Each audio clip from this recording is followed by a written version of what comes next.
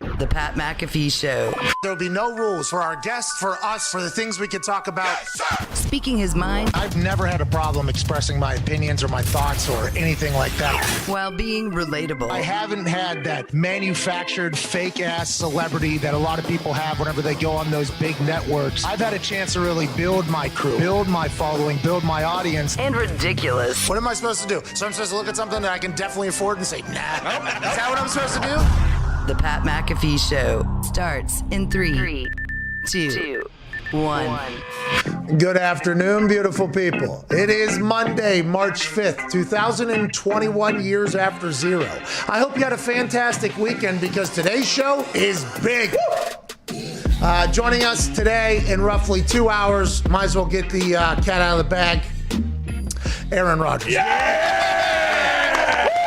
It is not a Tuesday. It is not the middle of football season. But Aaron Rodgers today will begin his hosting duties for Jeopardy, and he will be joining us in roughly 2 hours to discuss all things happening in his life. Some pictures have surfaced from him recording Jeopardy. I'm assuming, just like everything else, he's going to absolutely slaughter this. Oh, yeah. Cannot wait to chat with him. Be a friend, tell a friend about that. Also, some other big things happening in the sports world. Obviously, March Madness concludes tonight with a one shining moment.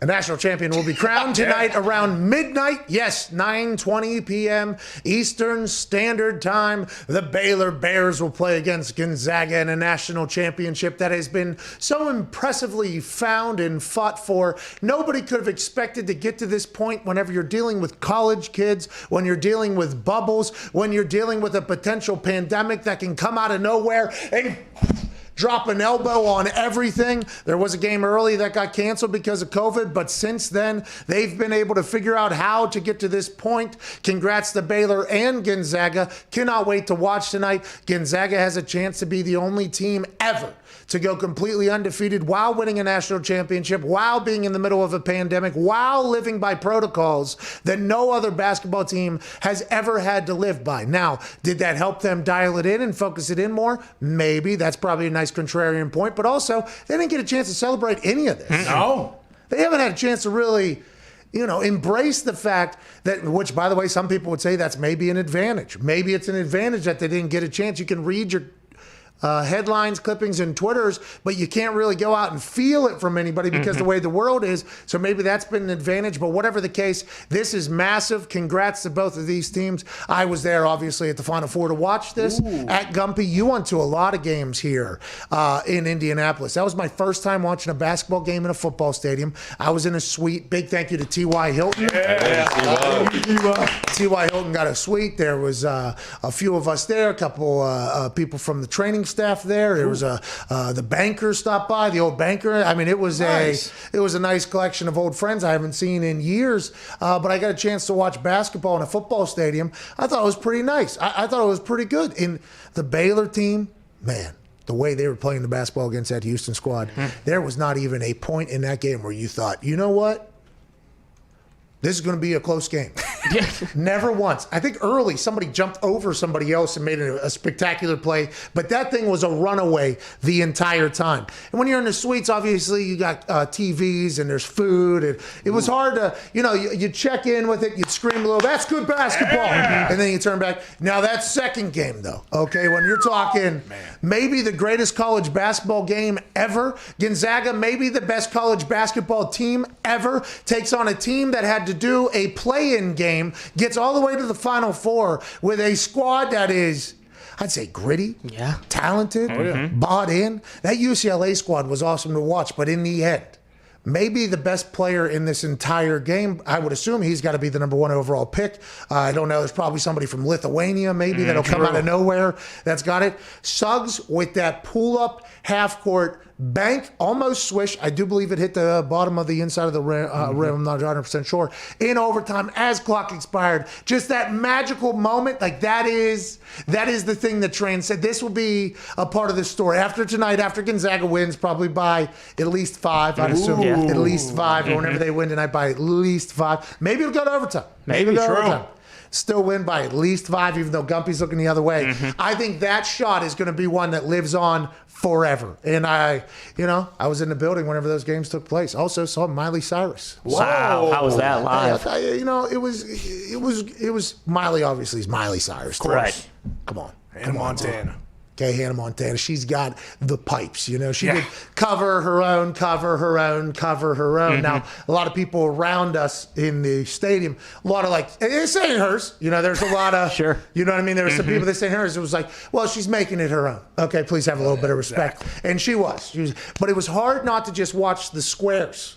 The dancing squares. Okay. There was the audience was in these separated squares that were kind of glow up almost. And when we were in the stadium, the game was happening on a court here, and they have this big tarp almost, or curtains almost that kind of cut off that part. But you could still see people were sitting down over in that area. So couple guys who were either a part of the buying process alongside TY or whatever. I said, what's going on over there? Because they seem to be pretty dialed in over there while this game was going on. They're like, oh, that's the practice courts. That's the warm-up courts. I'm like, okay, so that must be Gonzaga UCLA fans down there who had to buy tickets for both games. They're down there watching their kids or whatever.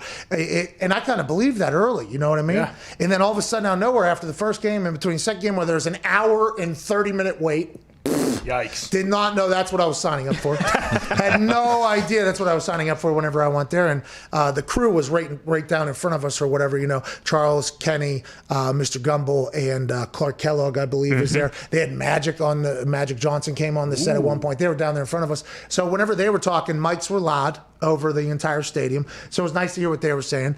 So that was kind of cool. But then they stop, commercial break. Then that thing starts lifting up, you know what I mean? And I'm like, I was wondering, I thought Gonzaga, UCLA was potentially going to jog out from under there to come over to the main court. I was like, oh, this is going to be awesome. You know what I mean? Like, mute, because it was kind of dark at the time. They lift that up.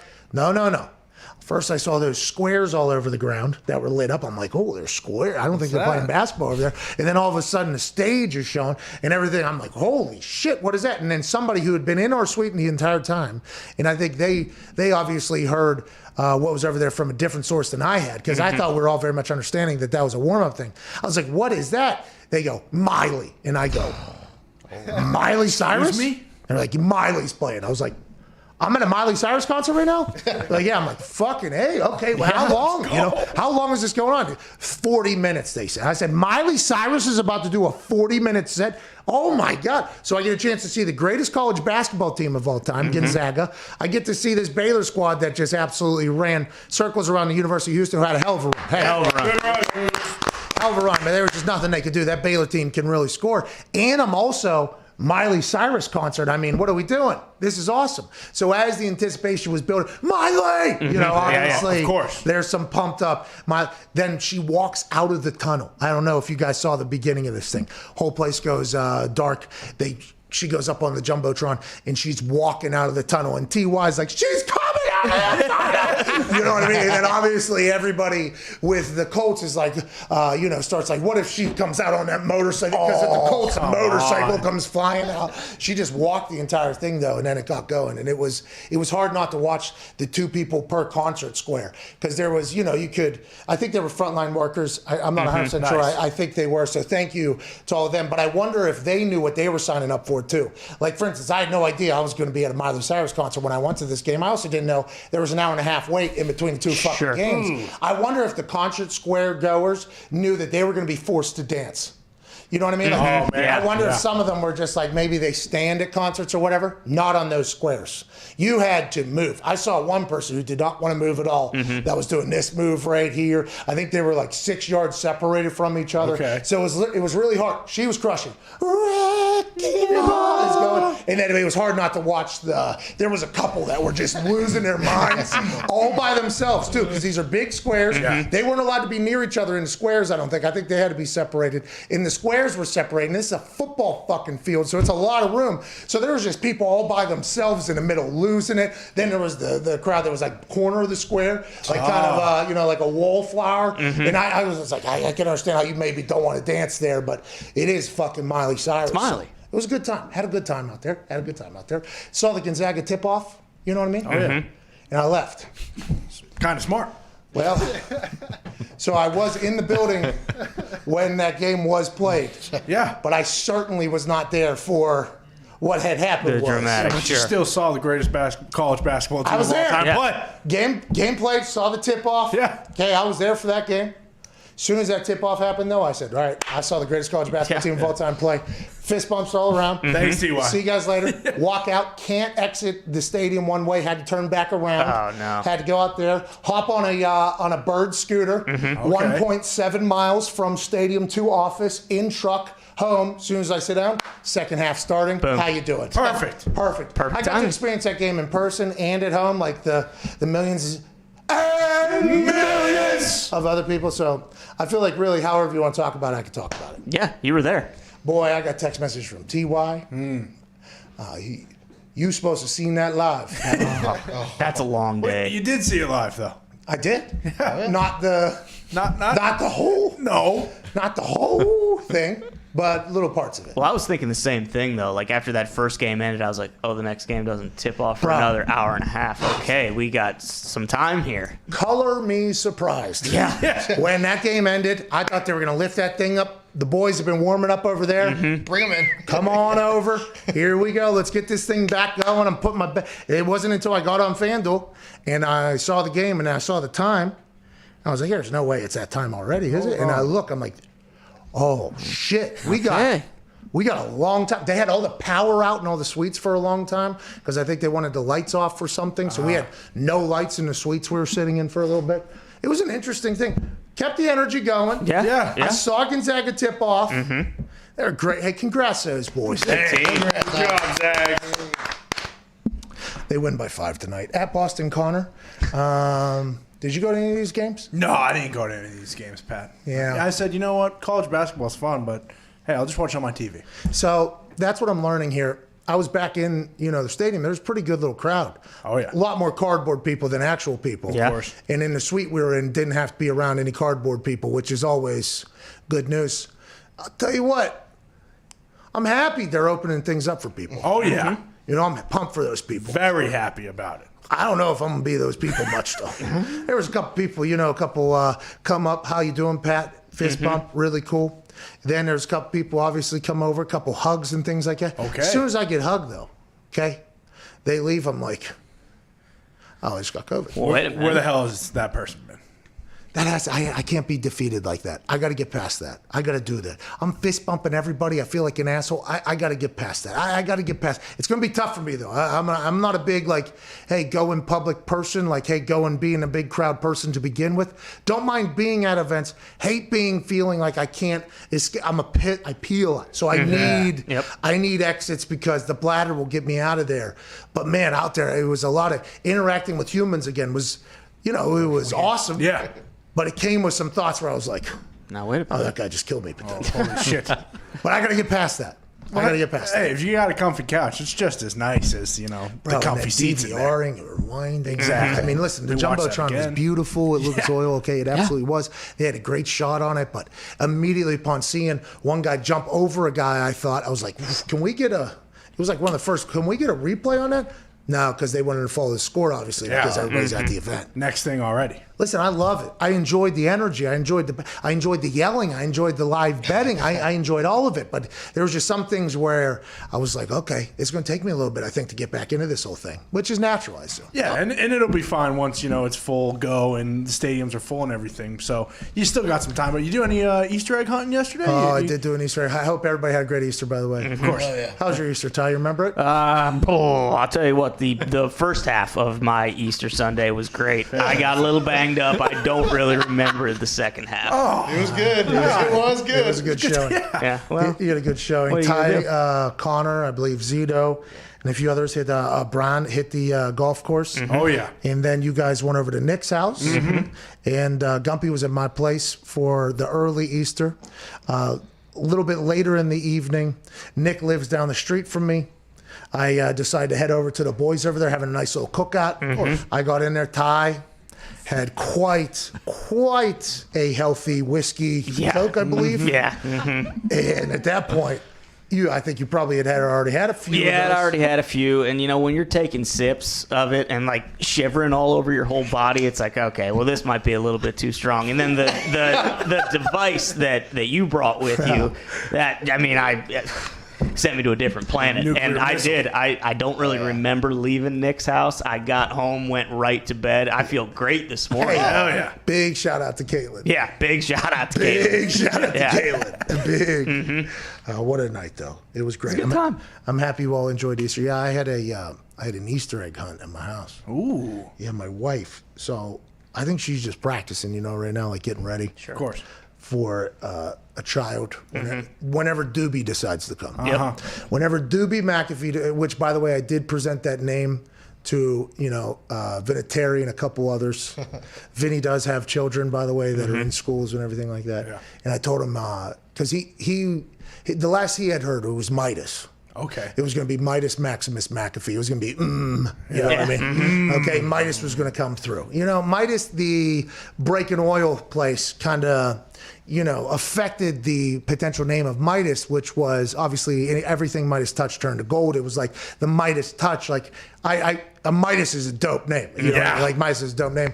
But Sam's not all the way in on it. Vinny was still at the point where he thought that was definitely what my kid name was going to be. So he comes over, he goes, hey, are we thinking Midas maybe? What are we thinking? You thinking about getting back in there, maybe trying to get a Midas or whatever? And I was like, even better. Hold on. Think about this. Doobie. And he looked at me.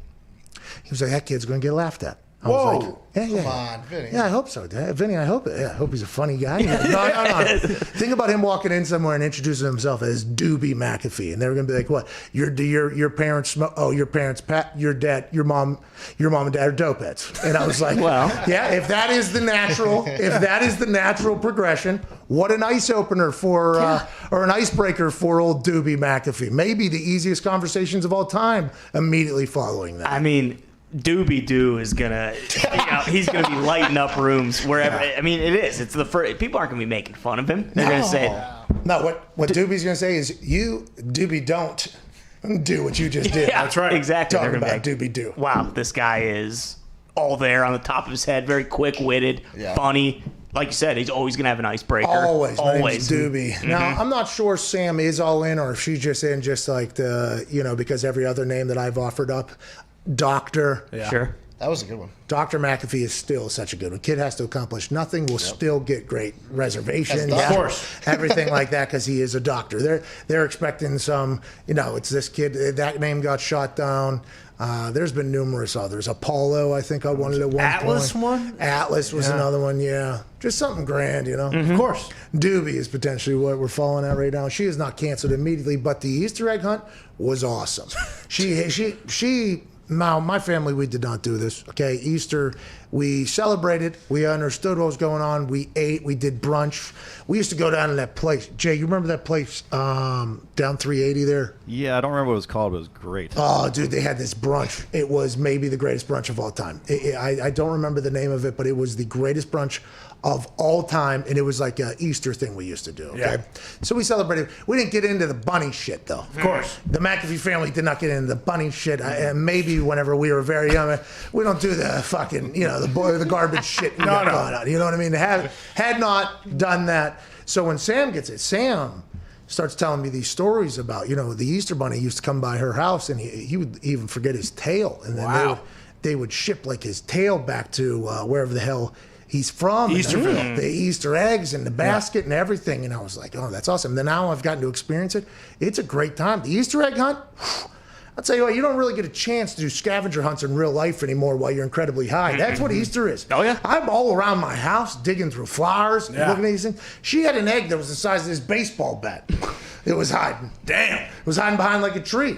There's 2 hoodies and slippers inside of them. Wow. 5-pounder. It was Easter was Christmas all of a sudden. I didn't know the son of a bitch was born. I thought he just walked out of here. It was an awesome day yesterday. I loved Easter. I had a good time. Yeah, Easter egg hunts are fun, but if you're a family who lives near a golf course and, people are out there golfing and you got a backyard that's right next to a tee box, hey, look, let's just try and wait and see when to have the Easter egg hunt because, we were teeing off at one point yesterday and these kids wouldn't shut up in Ty's backswing and I'll tell you what, it affected all of us. Did you guys start telling them where the eggs were? Did you start giving away? Look, it's right there. Well, the backyard was like a 10 by 12. It was like, hey, kids, open your eyes. Yeah. They're right in front of you. There's one tree in there. Yeah. Look around it. That's the only place they can be. Yeah, and by the way, we're trying to hack some balls here. Exactly. Yeah. I see one right there, right there, right there, right there. Let's go. Goddamn eggs. Yeah. It's ridiculous. It is fascinating the people that live on a golf course. Now, I'm not saying Easter egg hunt. I think you guys take it. Now that I've done a few Easter egg hunts, I think I previously would have been in your boat. Yeah. Easter egg hunt's a good time. It's a great time. It's good Yeah, time. no, it's a great time. No. You got a front yard. Yeah, but okay. Yeah, but it's only happened once a year. True. Yeah. Absolutely. It's only happened once a year. They're out We'll have a there. mindset for the golfers in the backyard. Exactly what I'm saying. Please. There was one golf course, and it felt like the homeowner was not. It felt like he was potentially on the outs with the golf course. Okay. And I feel like it's like a homeowners association when you move in there, and there's a lot of rules. And this might have been a legacy thing, like his parents left him the house or whatever. DJ stand, front porch. Well, his back porch, I guess, because that's where right outside of a green. Just right outside of a green. Man. And by the way, headphones on, not listening to what the golfers are saying. He's there strictly to fuck with whatever's going on there. Locked in. Awesome. I enjoyed it so much. The amount of yuppies that were just so frustrated coming off of this green going to the next one, I was having an absolute blast out there. But there's some people who live on those golf courses, because they say it's fun, live on a golf course. Yeah, I don't. That's what they say. I would never in a million fucking years live on a golf course. I don't know why. It's pressure. You can't make any noise. Oh, man. You're expected to make no noise. You're going to get hit. You're going to get hit with something, and you have no privacy at all. You got Conor, who's mad about you doing an Easter egg hunt, roaming in your backyard at any given moment. You do not want to live out there. Conor damn near killed some guy's dog yesterday, actually. Yeah, It was bad. It was tough. I was behind a few trees. I said, you know what, I should probably punch this out, but I'm going to try and hit this son of a bitch right over. Trees, 70% air. 70% air. I hit this ball so hard right off this tree trunk, and it was screaming for this dude's dog. And him and this, and it went into a bush, thank God, because it stopped it before it either broke a window or, punctured this guy's dog. But he went in there. He was like, you know what? This happens all the time. Don't even worry about it. He pulled out like 8 different balls and kept throwing them at me. I was like, hey, dude, I don't even want my ball. I'm just here to say sorry and to keep going. Which one's yours, kid? He actually pulled one out. He's like, oh, this one's too dirty. No way, it's yours. Still threw it to me, though. He's like, you can't really use this one, but here you go. It's like, all right, thanks, man. He's Sorry trying to for get rid of them, too. The dog tries to eat them, probably. Exactly. So he's trying to get rid of those as well. Small dog, too. I mean, I was very nervous when that thing came off the Ankle club. biter. It was screaming. It was moving. When that thing came off the club, you just hit the tree square. Hit it right in the center, and it ricocheted directly sideways. 90 miles per hour. Oh, yeah. Into the bush, Screaming. Right when he hit it, luckily this guy was tending to his bushes or something, because if he would have been paying attention, I'm guessing his attitude would have been a little bit Yeah, different. he would have been rip shit. But hey, everything was kosher. Happy Easter. We exchanged pleasantries and we kept it moving. All right, we have to get to a break. I'm happy everybody had a great weekend. We hope you listening had a great weekend. Hope you enjoyed your Easter, your whatever you had, whatever you did. I learned a little something. Oh, yeah. Really? Let me tell you. So when Jesus came back, you see, okay, he moves the boulder, Yep. Of course. comes out of the cave. Yeah. Because there was ladies, I guess, that were going to go tend to him before the burial, because the burial was supposed to happen Friday night, but Sabbath happens whenever the sun goes down Friday night. Not allowed to work on the Sabbath, Friday to Saturday. People, Orthodox Jewish folks, still operate by that right now. Okay. So he dies Friday. Didn't have time to clean him up and bury him by the time sun goes down. Sabbath starts, so they put him in the cave, block him in there. They do the block just in case he comes back, because he said he was going to come back. Yeah. This is what I've been told by a couple people that are reading directly from Biblays. Okay. On their phones though, so who edited True. the Biblay? True. He comes out. All right, didn't do it on Saturday because rest day. Sunday he comes out. Okay, they go up. They realize he's not there. 39 days he stayed around after that. I would assume it was much easier to sell the stories he was preaching pre-hanging, post coming out. So those 39 days, is that when he hammered all his shit home, you think? And then that's when the Biblay was written? And then the Ascension Day happens on a Thursday. He's up and at 'em. See you later, we're out of here. That's probably another day where they're like, what was he saying? We need to write down some more stuff. Was the Bible created in those 39 days and whatever hours it was to see Jesus go sent up there and go, oh, fuck, maybe he's right? Yeah, he went on tour. The Bible was basically the greatest hits recorded from the live album. Okay, I thought so. Like pimping a home run, walking around like, hey, I told you so. I told you. Goes to this village, goes to that village, hops on back of that. While he's walking, I wonder if people aren't like, hey, he could bring you back to life. Couldn't he just kind of hover you over there? Well, that's when he was like, you guys hungry? Here's some bread, here's some fish. And then just boom, the entire village gets to eat for the next, 3 months. Now, a fascinating part of this, Last Supper happens before the Boulder thing even happens. Correct. Before the crucifixion, yep. So who scheduled that? Was he not 100% sure? Judas. Huh? I think Judas had the knife in the back.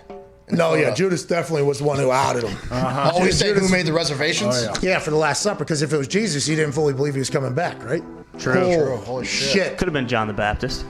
Hey, just want to have you over? Yeah. Peter probably. Yeah, we're going to grill and do some burgers, some dogs, that kind of stuff. He's like, what are you calling it? It's going to be called the Last Supper. No, I'm coming back. Yeah. But if you don't, Sure. Just in case. got it. You got to dig into that a little bit more. But 39 days, I guess, after I'm back, he was doing his thing. Easter Bee Crip Walk all over. Oh, dude, Nazareth. Easter B, by the way. Huh? How about that? Didn't think about that till yesterday. Yeah. Oh. There's a reason Cal McNair down in Houston's like, give me the guy that's named after Jesus. Give me Easter. By God. All right, this show sucks.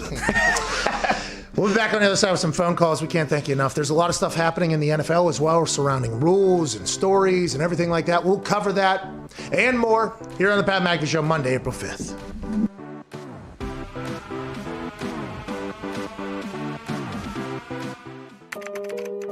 I heard you had $6 left in your account. Is that accurate? It is. Current balance is $6. Do me a favor and refresh that. Oh, wow. Oh, my gosh. That's crazy. Wow. Oh, my gosh. Thank you so much. I'm going to call my mom. Let's go, dude. Jaleel, how are you doing on this beautiful day now that you're a new millionaire, Jaleel? Man, it's truly a blessing, especially in the middle of a pandemic. And how did this whole thing kind of unfold here with FanDuel? I woke up Monday morning, got a call. I actually didn't answer because I didn't know the number. So, fortunately... $1 million is calling? Yeah. Fuck 'em. Right, you know. Hey, this money is not supposed to happen like this, okay? Right. It's just now starting to set in, like, I'm really a millionaire now. Yeah. Jaleel, how much will go back into betting, you think? Because, by the way, they're giving out another $1 million. Maybe it'll be Jaleel again. Hey, maybe you go 2 for out there. I'll definitely place a few more bets. You know, I don't know if I win as much or anything at all, but it's truly amazing. Once again, it's amazing. Jaleel, congratulations. Enjoy this. I hope you win the next one, by the way. And if not you, obviously somebody else. Thank you so much, guys. I really do appreciate it. Definitely was not expecting it, man. It's crazy. FanDuel, your favorite sports book, yeah? Definitely. Yeah, I would assume. What do you do day to day? Are you going to continue doing that? What do you do day to day? Yeah, I plan on still working. It's going to be hard not to tell your boss, though, today, I'd assume. Man. Hey, get over there, Jaleel. Hey, how about not? How about you get over there now? I think you should go out there. Ladies and gentlemen, Jaleel Harden, congrats. Thank you so much.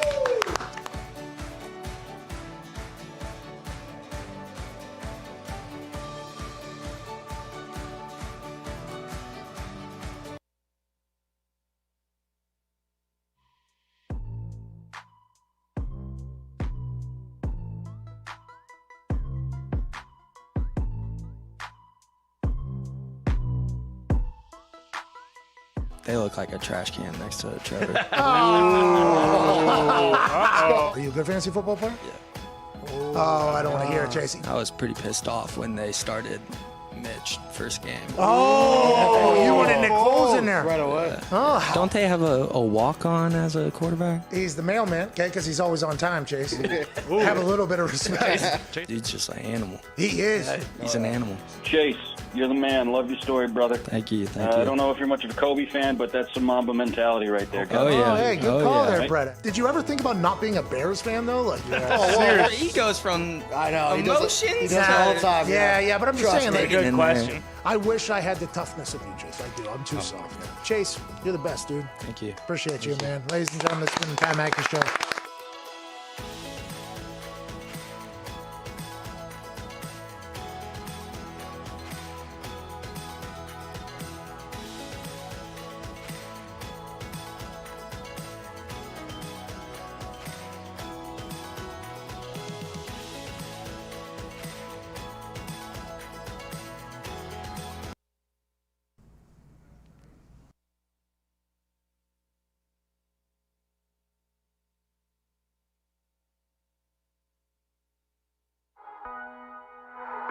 Welcome back to the Pat McAfee Show. Obviously, have to give a massive shout out to a man who came into the studio, chit-chatted with us, made us laugh, dominated the office for a day. Yeah. Oh, yeah. Who passed yesterday, Chase Smith here in Indiana. Chase had been battling. He came on the show and told us his stories from his teenage years early, and then now he got married and everything going on, and life and every single day was a bonus basically to him, and he was trying to live it up. He came in here, taught us a lot of things, gave us a shirt, gave us a wristband, but gave us lifelong motivation that out there are people going through things that you could never even fathom. His passing is obviously one of those things where you think to yourself, life gets put into perspective rather quickly whenever you realize that somebody who is a better person than you is going through something that's much worse and has a much better attitude to every single day life. Everything kind of gets put into perspective. Rest in peace to Chase. We appreciate the hell out of you, brother. Put his shirt up in the rafters. Now, I don't know how long it's going to stay, to be honest, because the hanger, it doesn't go over the pole thing. Right. So it's kind of just it is balancing on there right now. Wow. It was a process early, but Chase would very much understand after being in here. He's in the rafters. Hang up the shirt. Chase Smith, you're awesome. Let's get some phone calls, shall we? Let's get to Spencer in Iowa. What's going on, pal? Hey, Pat. How are you and the boys today? Not too shabby. How are you? Hey, not bad. Say, you guys have got to bring back the readings by Zito. Have to bring it back. Okay, I appreciate that. Might get into that. Zito, what's the poll for today? Oh, yeah, this chance for me to read here. See, that's what we do every single day, Spencer. And by the way, Spencer, we do it every single day, and every single day there is moments of greatness that the old readings by Zito used to have. So, Spencer, I appreciate the fact that you do want, but we do have a version of it damn near every day because we bury things, get sick of things, we move on, we come back. It's just the way the show is. But Zito, what is the poll for today? Who will the national championship game? Oh no. See, that's what we're talking about, Spencer. That's what we're talking about. No, actually, that's fucked up. Someone tried fucking me over. Whoa. Who I win fucked up. the national championship game? Who will? Who will the national championship game? Oh, no. Is this my fault? No, it's Mansuri typed it in. Wow. See, I'm sorry. I set you up for failure. I knew issue day. That's good reading by Z. Fantastic. That's very good. Good I reading. caught it. Because if he was a worse reader, he drops in win like I did. Immediately. I'm not a great reader. Yeah. Who will the national championship? What is it at right now? Baylor 18,000 votes. In fairness, though, Pat, as a good writer would, I wrote it in the voice of the character reading, so I technically wrote that as if Zito were reading it. Smart. Okay, that's good teamwork. That's good teamwork back there. Zito, where's the poll sitting at? Baylor 25%, Gonzaga 75 with over 19,000 votes now. Yeah, it feels like the game at 9:20 p.m. EST, by the way. It's a late start. Gonzaga's in Washington, Baylor's in Texas. is. They got different time zones. I would assume all the players have adjusted to the Eastern Standard Time Zone at this point. They've been in the bubble for 3 weeks or whatever here in Indianapolis, which is EST. So late start, but it's a national championship. The boys will get up. Now, will we, and by we I mean me, see the end of this game tonight or tomorrow? That is tomorrow. See how close it is. Tomorrow.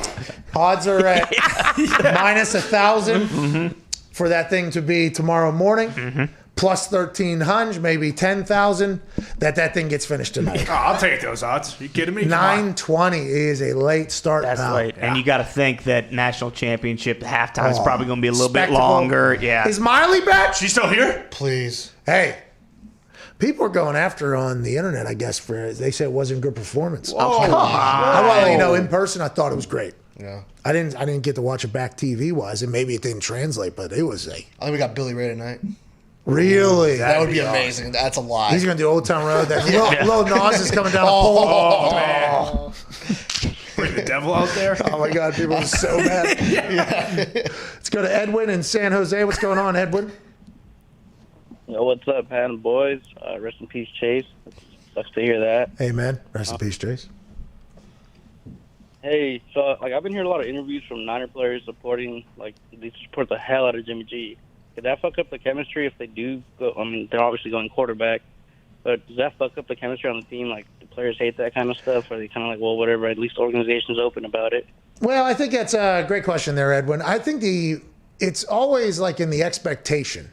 And I think the expectation of the other players is if we get another quarterback that's better than Jimmy G, okay, everybody's going to be cool. Like, everybody's going to be cool with it. If you get somebody who, and let's say, I don't know if that's true or not. I've not talked to enough 49ers players to know if they all love Jimmy G. I'd assume they do, by the way. I feel like he probably has friends and people do like him in the team. But if they're getting better, everybody understands that's the business. Now, if the players have an overall view that they did not get better, then you start seeing some potential interesting things. But I think everybody on that team has come out and said that they trust John Lynch or whatever. We trust Lynch. We trust Shanahan. You got to remember, a lot of those guys in that locker room that probably hold a lot of weight were there whenever they traded in for Jimmy G and got to feel the Jimmy G effect. So there might be some loyalties, but if the team gets better and the guy works his ass off, that's all anybody cares about. And that's basically what the NFL is in a nutshell. Like Alex Smith and Mahomes. Like when Alex Smith got let go, it was like, whoa, why are they doing outside? That? Yeah, outside. From the outside, but from the inside, everyone was like, look, you don't understand who's sitting behind Alex Smith. Excuse me. We got a guy in the it's like the Alabama guys. They saw Mac Jones lighting up that defense. That's right. He was talking shit to the D. Fuck you. Yeah, that's a score. They couldn't wait for him to get up there. No, so it's all about how the person handles themselves. You cannot judge every single situation the exact same because it all depends upon the X factors in said situation. In this particular case, it's whatever quarterback they bring in Jimmy G. If Jimmy G goes out and balls, which could happen, by the way. Guy took him to a Super Bowl. They were a terrible team before he got there. He gets there immediately. They start winning games once he starts playing. Then they go to a Super Bowl. Then he gets hurt. Then COVID happens and blah, blah, blah. All that shit kind of pops off. But if Jimmy G gets out there and starts playing really well, then it is going to be difficult to put somebody who's a lesser than in for him. But just like Marcus Mariota and Ryan Tannehill, if Jimmy G starts to fall off and whoever goes in there, who I would assume at that point Shanahan feels is prepared enough to go in, Lynch feels like he's prepared enough to go in, just like Jimmy G they thought was prepared enough to go in after making him wait like 5 weeks after they trade for him. If he goes in there and dominates, it's just a smooth, hey, we appreciate you, Jimmy G, but here we go. This is the business. It's a shame for personal relationships, but it always, if you win, that's all that matters in the end. And like Darnold, what do you think is going to happen with that? What if he just comes in and beats out Wilson and everyone's like, oh, okay, so this guy is just not who they thought he was, and all of a sudden Darnold's like the guy in New York. Well, at number 2 overall, it's going to be hard to beat that guy out. If he wants to, if they want him to play, he's going to play. Right. Like, that's just how it is. Now, allegedly, they were trying, Sam Darnold was not getting enough action, the Jets said, or not good enough trade proposals last week, I believe, as well as being said. The Jets have received some trade interest, but it wasn't what they were expecting. I guess they're expecting a 1 or something like that. Who knows if any of this is real, by the way. We don't know if any of this is real, but allegedly there has been some offers for Sam Darnold, and they weren't as good as the Jets feel they should be. But at this point, everybody in the NFL knows what the Jets are doing. Yeah. So if you would have traded Darnold before the Zach Wilson's, the locket too, which we're not saying the Jets have come out and said, but I feel like the NFL pretty much understands that that's probably what's happening. It's that in a business negotiation, if the people you are trying to negotiate with know everything you're stuck with and flawed with, you're fucked in that particular negotiation. In the NFL, they don't tell anybody what anybody else. It is a blind business when you're making offers for people. It is something. It's a poker game. They're playing cards. There is moves happening for reasons that are for other moves. There's leaked information for other people's narratives to kind of get. It is a dirty game in the NFL. And as soon as everybody had the feeling that Joe Douglas and Bob Salah were like, okay, Zach Wilson's their guy. Well, they need to get rid of Darnold because of the situation you just brought up. Yeah. They got to get that out of there. They're rebuilding with a new quarterback who's a younger version of Sam Darnold at this point in everybody's eyes. So you guys they're fucked. Like, here's a third rounder. Oh, that's not good enough. Okay, come back to us if nobody else offers you anything better than that. Well, and you could maybe look at they were talking about the Bears quite a bit before it came out that that Wilson was going to be the number 2. Like, they maybe could have done this with the Bears before they got Dalton a while ago, but as of right now, like, I don't think there aren't any teams that see him as like an immediate upgrade over who they have. Bears fans, you guys get Sam Darnold instead of Andy Dalton, much better reception, even if there's the Russell Wilson potential false narrative that he could be traded in. I think Andy's better than Sam. I think Andy has proved that he's better than Sam Darnold. But a lot of people love to go off of potential. You know what potential do? Get your ass fired. Let's go to Michael in Missouri. What's going on, Michael? Hey, Pat and the boys. How we doing today? Hey, not too shabby. How you doing, Michael? I heard you had a turn signal on. Thank you for driving courteously. Yeah, I'm actually parked outside of my recruiter's office, so I don't know where the turn signal came from. Emergency lights. Yeah. Okay. Yeah. What's the recruiter? Are you in Army? I'm joining the Navy. Oh, congratulations! Thank you for your service, sir. Thank you for your service. I'm just too big of a fat stooge to get in, so I got to meet with my recruiter and weigh in all the time. Okay. How's that going? That's got to be difficult. I mean, it's going. I've lost like 80 pounds in the past year. Wow. Let's go, dude. Hey, those boats are tiny. The quarters are Michael, tight. listen, if you're looking to get on one of those boats, though, out there, I've been on a sub. I've been on USS Reagan, I believe. I've been on a couple other things. Yeah, it is tight quarters down there. It is. I appreciate you signing up for this, and congrats on the 80-pound weight loss. That is absolutely awesome. Good luck out there. We appreciate you. What do you want to talk about? Thank you. I appreciate that. So I was wondering who you and the rest of the guys think are the best specialists in the league? Because I mean, we all know that you and Vinny are the goats. So, but like, who's like the next level of specialist in the league right now? Thank you, Michael, for that. There's a couple guys out there that are fantastic. You know, obviously Johnny Hecker's an absolute weapon of a man. He had a down year last year. We'll be excited to see how he bounces back. Thomas Morstead also had a bad year last year, got released from the Saints. He'll get picked up somewhere. I believe he had, I don't know if I'm allowed to say it. Breaking news. He had something corrected, though. Like, something happened on his body. He got it. He feels So like he's hurt. Yeah, he feels as if he got something. Yeah, I talked to him because there's a lot of last year when I was watching Thomas Morstead hit balls. I'm like, yo, you all right? Like, what's going on? He wouldn't tell me anything during the season. Then after the season, after this happens, he goes, hey, I just got this done. Whatever, blah, blah, blah. So I think he'll be back out there. There's a couple. Obviously, Justin Tucker is just so good. Jack Fox there in Detroit, he absolutely slaughters balls. Jake Bailey in New England, he murders footballs. I mean, Andy Lee's still punting, so let's not forget one of the OGs there. There's a lot of really good dudes out there. Now, the thought of a kickoff going through the upright being worth 1 point, Jack Fox just re-brought this back up because they're talking about kickoff and overtime rules changing potentially because the NFL is always allegedly trying to evolve the game. Now, what that consists of is a lot of shit just getting thrown, at the wall. Like, hey, we should try this. We should try this. We should try this. And it's all because the game in the NFL is trying to keep up. Now, you saw a lot of rules change that kind of have opened up the game a little bit more, both for player safety and for potential fantasy and for everything like that. They try to keep the game evolving while still holding back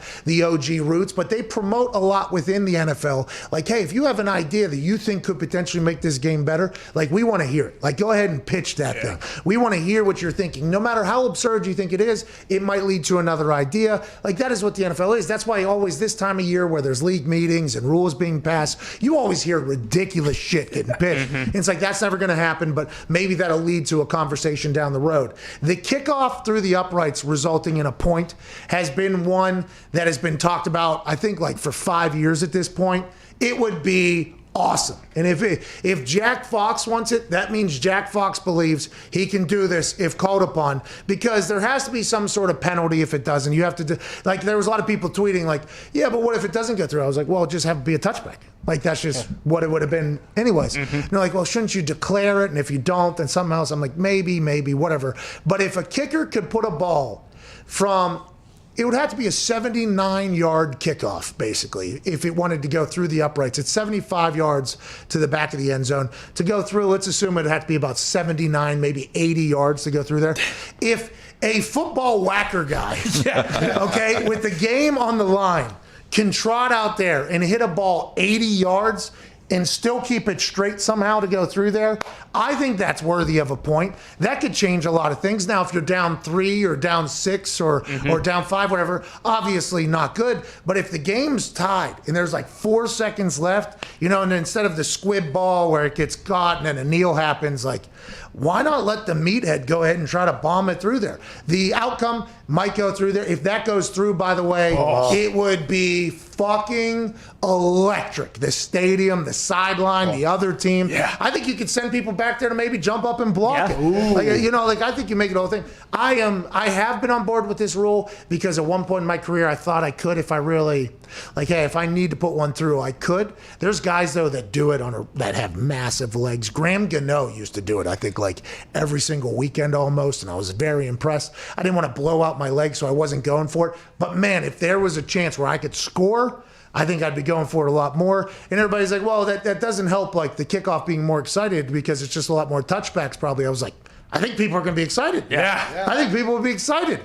Opening kickoff, guy goes and 1-0 before, you know what I mean? Like, here we go. Let's get this thing going. And if people want, like, a repercussion if you miss it, why not make, like, the touchback to 30 or the 35, and that's where you get to go if he does miss or come up short or whatever. Yeah, because they already moved it, right, to the 25 or whatever. Exactly. Go ahead and move it to the 30. I feel like Butker could hit one of those a game the way he mashes it. If he wanted to, yeah. Which, by the way, would be fantastic to watch. I think he hit one fucking 90 or something I saw. Some of these dudes, because they've honed in the techniques. So, like, I never had the technique because I wasn't flexible. So I'm just going purely off of brute force trying to move this ball that is heavier than people expect, and you're trying to explode this thing and make it go 80 yards in the air at least. I mean, you have to be explosive to be a kicker and punter in the NFL. I think that's why it's very difficult for some people to make it. You see a lot of college kickers and punters, they're good. Like, hey, a lot of really good guys. But to really do it, especially now that there's 17 games plus, obviously, you have to be a very powerful, explosive. If there was a chance where these meatheads could literally be trying to murder footballs every single time, I think it would get good. They'll never pass it. Okay, this is a rule that will never get passed. Canadian football has something like this, I think, where you can punt and get a point.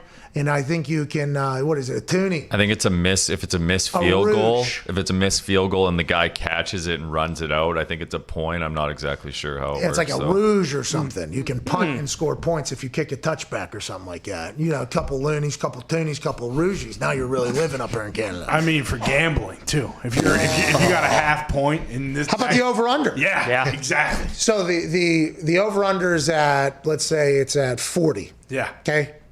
It is 20-19 or whatever. You know what I mean? Yeah.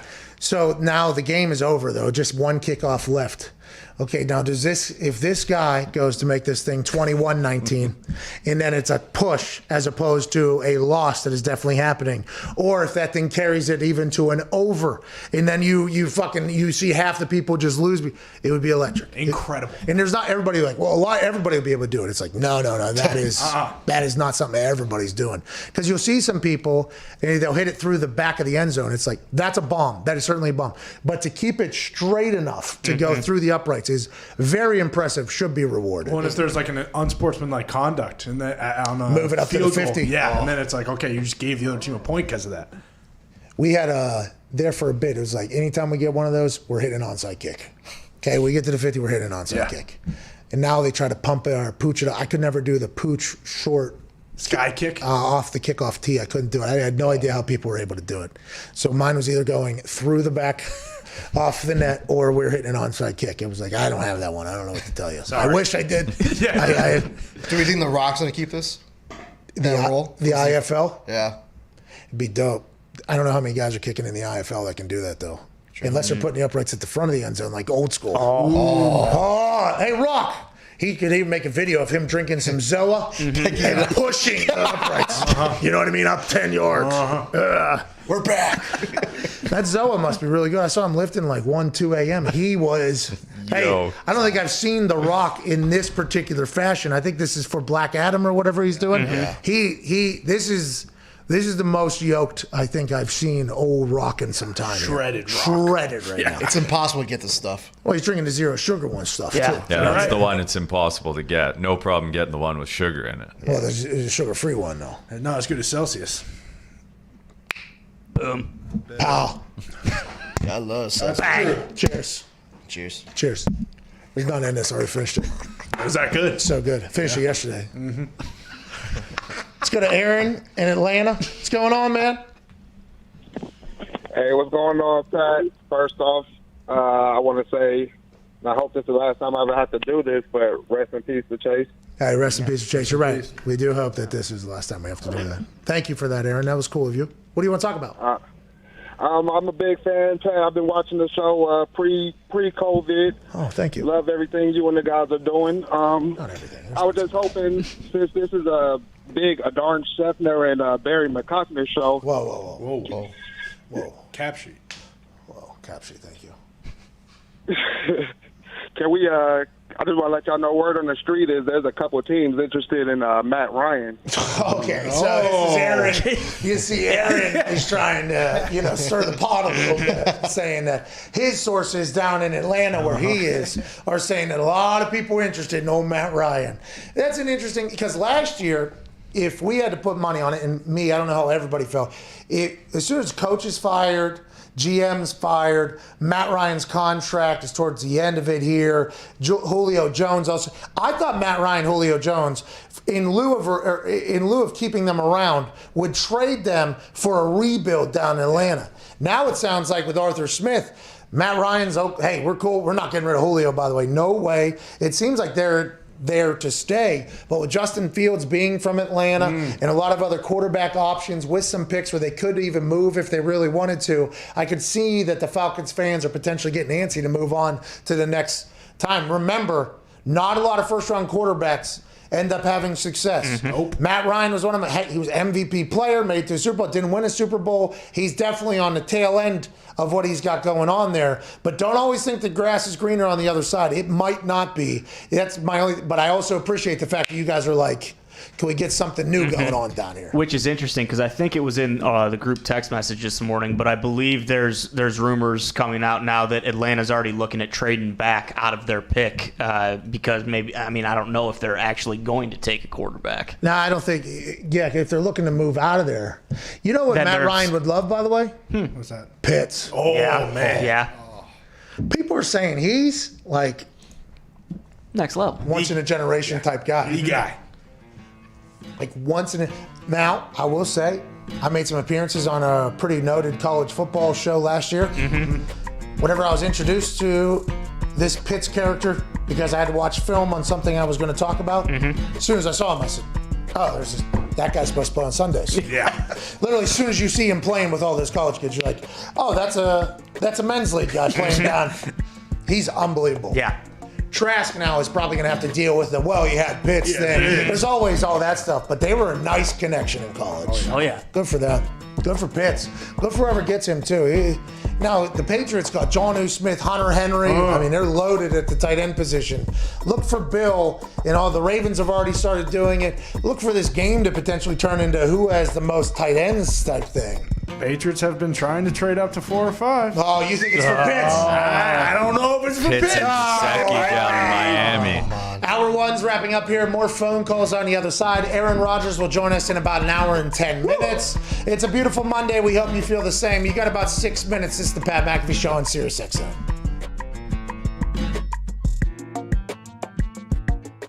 Did you hear everything that was being said whenever you were potentially... Just from you. Oh, so you did hear it. Yeah. Okay. So let's address it. Hold on. All right. You can be a hater. No.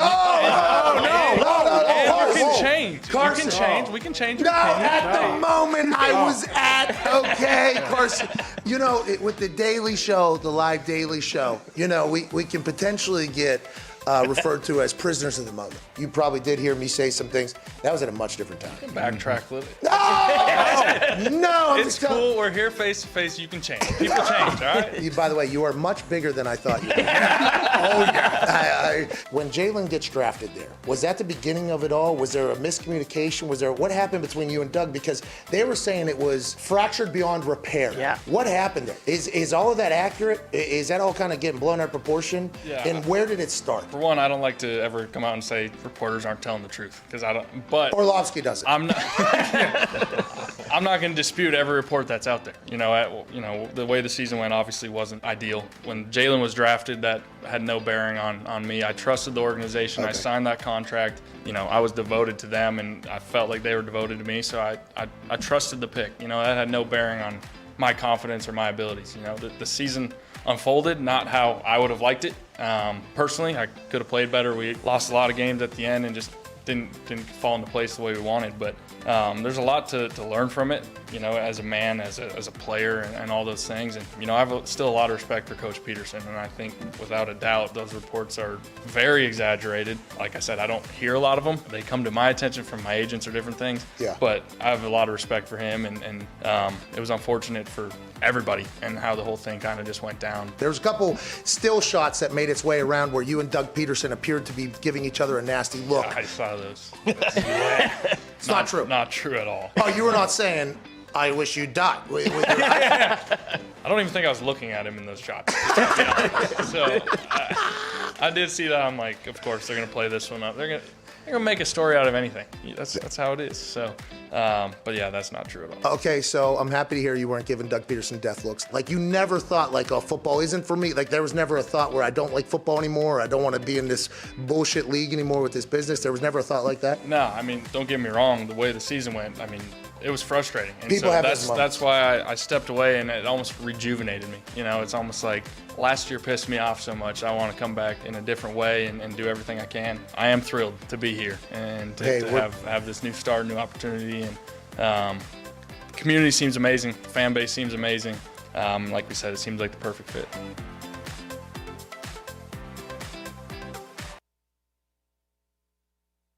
I was on a team that was very bad at football. We almost were completely defeated until Dan Orlovsky showed up and got 2 big wins. We ended up almost losing the luck pick because Dan Orlovsky, everybody thinks they're going to get fired. Every player thinks they're going to get cut. Every coach thinks they're going to get fired. They try to pawn blame off on other positional groups. If it's the linebackers, they're like, we did our job. D-line can't do anything, can't stop it. There's a lot of that chatter, but it's a miserable existence. I mean, it's just the way it is. That's why you have to have so much respect for a player like Joe Thomas, who played a perennial all-pro career in a situation that was so negative and so terrible. I think if Joe Thomas got a chance and his knees let him experience a winning organization, I couldn't even fathom what Joe Thomas would have thought. I mean, life is just much better whenever you win. When you win, food tastes better. Drinks taste better. Sex feels better. Everything is better when you win. Winning cures all, they say. That's not just in the building and for a football team. That's in your life. Everything is just better when you win. And when you lose, especially when you're talking about some of the most competitive humans on earth, it is a nightmare. You got a lot of people trying to jump off the ship. You got a lot of people trying to figure it out. And whenever you're in a situation like that, it's just a full-blown nightmare for everybody. You got to think, when you get to the NFL, let's assume that the humans that make it to the NFL have had a lot of success through their lives. High school football, probably one good player, a guy who's going to make the NFL can lead a team to success. In college, if you have a couple good players that can make the NFL and make it to the Dolphins, even though the Dolphins stink, you're still going to make it to the NFL. Let's assume that team has had success. So then you get to a completely unsuccessful operation, a completely defeated operation, and then it's like, man, this is a whole new life for us. I'll never forget, I had a coach, special teams coach. I won't say his name because this is a terrible thing to say as a coach. We lost the game. It was back in the first regime. We were a good team. We lost the game, and everybody was moping. Like people were not happy that we lost the game the next day. He was, you guys just haven't lost enough. That's what he said. Everybody looked at him and was like, yeah, no crap. What are you talking about, dude? Yeah, this is the winningest decade in NFL history here. Yeah, you haven't lost enough. It's like, you've lost too much, maybe. Are you just comfortable at this point? And that's whenever it can get a little scary. Whenever people are just comfortable just getting their asses kicked every week, that could be a problem. That's when the culture is probably a lost cause. That's when the locker room's too worried about playing dice or playing Boo-Ray or anything else like that. When that starts happening after losses, then you know you're in a bad spot. And I would assume that's not happening at the Dolphins, especially under Ryan Fitzpatrick's watch. But maybe it is. I don't know. But that is a miserable existence. I am not a fan of that. When the waggle, you know the boys always think they got my back. Like the waggle, I'm number one stepping on the field. These days the waggle, not punning, but making. The Pat McAfee Show. There'll be no rules for our guests, for us, for the things we could talk about. Yes, speaking his mind. I've never had a problem expressing my opinions or my thoughts or anything like that. While being relatable. I haven't had that manufactured fake-ass celebrity that a lot of people have whenever they go on those big networks. I've had a chance to really build my crew, build my following, build my audience. And ridiculous. What am I supposed to do? So I'm supposed to look at something that I can definitely afford and say, nah. Is that what I'm supposed to do? The Pat McAfee Show starts in 3, 2, 1. Good afternoon, beautiful people. It is Monday, April 5th, 2021, years after the year zero. Hope you're feeling fine. Let's have an hour or two, shall we? Let's go. Shout out to Twine for that beat drop. Shout out to you for listening and watching wherever the hell you may be. Shout out to the boys here, Gumpy, Conor, Todd, Zeta, the boys in the back, Nick, fresh out of Key West. Had a boy, Nick. What a place. I love that place. Key West is hilarious. Spent like 4 days there. That was enough, more than enough. I was itching to get back. It's like the premier white trash capital destination travel spot in the Western Hemisphere. I do believe if you were to rank, Key West is number 1. Myrtle Beach, probably number 2. Okay. And then you kind of, everything else just falls in line after that. But Key West is a hilarious place. Yeah, I enjoy it down there. It's like you're at an island, but you know, it's America, so you don't really have to worry about anything. But then it is now you do got some zombies down there who've been bouncing around on some drugs for a long, long time. Yep. Yeah, and then you got families mixed in there as well, so it creates a nice atmosphere. You got a little bit of something for everyone. Have you been there a couple times? Have you been to the Garden of Eden, Pat? I would assume I have passed through the Garden of Eden. Where is that at? The Garden of Eden is the third-floor bar of a 3-story building in which clothing is optional. Oh, what is that? I have not been there. Hold on. So this is happening in 2021 in the middle of a pandemic. Middle of pandemic, dongs out, boobs out, everything was just flying, COVID flopping is not around. coming through penises. Mask on, dongs out. Mask up. Take your pants off. So this is what, the 3rd floor? So yeah, it's a building with 3 bars. First bar, I believe, is called the Bull. Nice little dive bar. Live music guitar for sure. set, live music. Key West, everybody, there's live music everywhere. Windows and doors are open. Great scene. Everywhere. Is there food? Yeah. Oh, yeah. of Bar course. food at all these places. It's not like So what's the health code on that? Just butt cheeks everywhere? Oh, so you're I'm talking pooping about in my food? Hold on, we haven't got to floor 3 yet. We will get there in 1 second. We're still at the Bull in the 1st floor. I'm just thinking about the health. There is food, by the way, in the 1st floor, I'd assume. 2nd floor. The 2nd floor is, I believe, called the Whistle Bar. Nice balcony, overlooks Duval Street. Food? Is there food at the Whistle Bar? I believe there is food there as well. Okay, Pool so tables. two floors. The clothing is optional as well. No. Clothing. Okay. Clothing. Clothed there. Okay. 3rd floor now, which is what I think you were talking about, Nancy, to get to the Garden of Eden now. Garden of Eden, you pay a $10 cover, you go upstairs to the 3rd floor. About 50 people up there rocking out to a DJ, like early 2000s hip hop. No like food Usher. probably up there. No food. No just, food. Just Is there dongs. mosh pits? Just dongs and boobs. Mosh pits, not in the COVID-19 world. Even the dongs know to stay 6 feet apart. About 50 people, 4 of them just totally butt naked. 4 of them. Yeah. So the other 46 paid $10 to Oh, go yeah, it was watch. like a human zoo. Yeah. Man. Hey, man, shout out to Key West. Yeah. Shout out. White trash capital. I'm sold. Let's go. Bro, yeah. That's exactly. You understand quickly what everybody's getting ridiculously fucked up. Yeah. Like it is spring break. It feels like it's spring break just all year down there. I mean, yeah, if they're butt naked on the fourth floor of a Well, there's only floor. 4 of them, and it's the 3rd floor. Have a little bit of respect. Yeah, excuse me. There was only 4 of them Thinking naked. 7th floor. There's 46 people watching 4 nudes, is what it seems like. Yeah. The Truman Show up there. Yeah. The balls on Hey, you those want to 4. pay $10 to watch these nudes dance around with their masks on? Anyways, Nick, it's great to have you back, bud. Good to have you back. Great to be back. Good to have you back, pal. Diggs is still out. I believe he gets back today, I think. Here we go. I believe.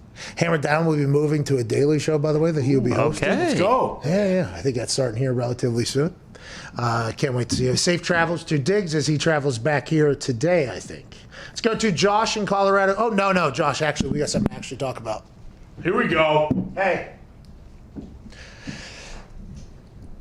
Last night on the internet, on the day that Jesus came out of the cave, That's right. 39 days before Ascension Day that we like to call Easter, I had an interaction with quarterback in the NFL named Patrick Mahomes. What? Okay. So my wife is a follower of Patrick Mahomes' wife, Brittany Lynn. She's a big fan of the family. My wife is on the social media and everything like that. Seem like a great group, by the way. Those two seem like a great group, and it seems like a good time. My wife shows me a photo from Patrick Mahomes' Easter alongside his bride and I believe his newborn baby. Yeah. Beautiful picture. Oh, yeah. Beautiful picture, okay? Great fits. Congratulations. $500 million in contracts. Already won a Super Bowl MVP. He has a beautiful family. Patrick Mahomes absolutely killing life. Yeah. But then I looked down, it was hard not to see. He had a big fucking boot on his foot. Whoa. Wait a minute. I said, whoa. She showed me the picture. I'm like, oh, What? beautiful family, okay? Beautiful. What the fuck's going on with his foot there? Yeah. It appeared to be a foot boot as opposed to an ankle boot. They are built differently, but I wasn't 100% sure. So I send a question out to him. Hey, happy Easter, beautiful family. What's go? Are we all right though? Are we okay? Patrick Mahomes, by the way, responds, gentlemen. Okay. Absolute gentlemen. Okay. Beautiful family, MVP, Super Bowl. Answers very thankful. LOL. Laugh out loud. Yeah, all good. Thumbs up. Okay, I was like, whew, thank God, okay? Can't miss out on Patrick Mahomes. So then, obviously, the internet reminded me, like, he had toe surgery after the season. I'm like, oh, shit, I completely forgot about that. He was playing with a fractured toe or whatever while he was running for his life in the Super Bowl. Had surgery, I think, 2 days after the Super Bowl or whatever. So then I started thinking to myself, that's a long time ago. Still. Like, that seems like a long time ago in this particular world. So I should have done this research before putting the tweet out, but I want to let everybody know that came after me. It was like, you don't know what you're talking about. He had the toe surgery, you idiot. It was like, I remember that. That's a long time ago. And on the internet, a day is a week, a week's a month might as well be 2 years. Yeah. So I apologize for that. So I reached out. I'm like, yo, this seems like a long time to be in a boot, right? So I reached out to a couple of my friends who are in the know, okay? And this is what I was told. Hey, after Patrick Mahomes' toe surgery, he's still in a boot for 2 months. Is that normal? Question mark.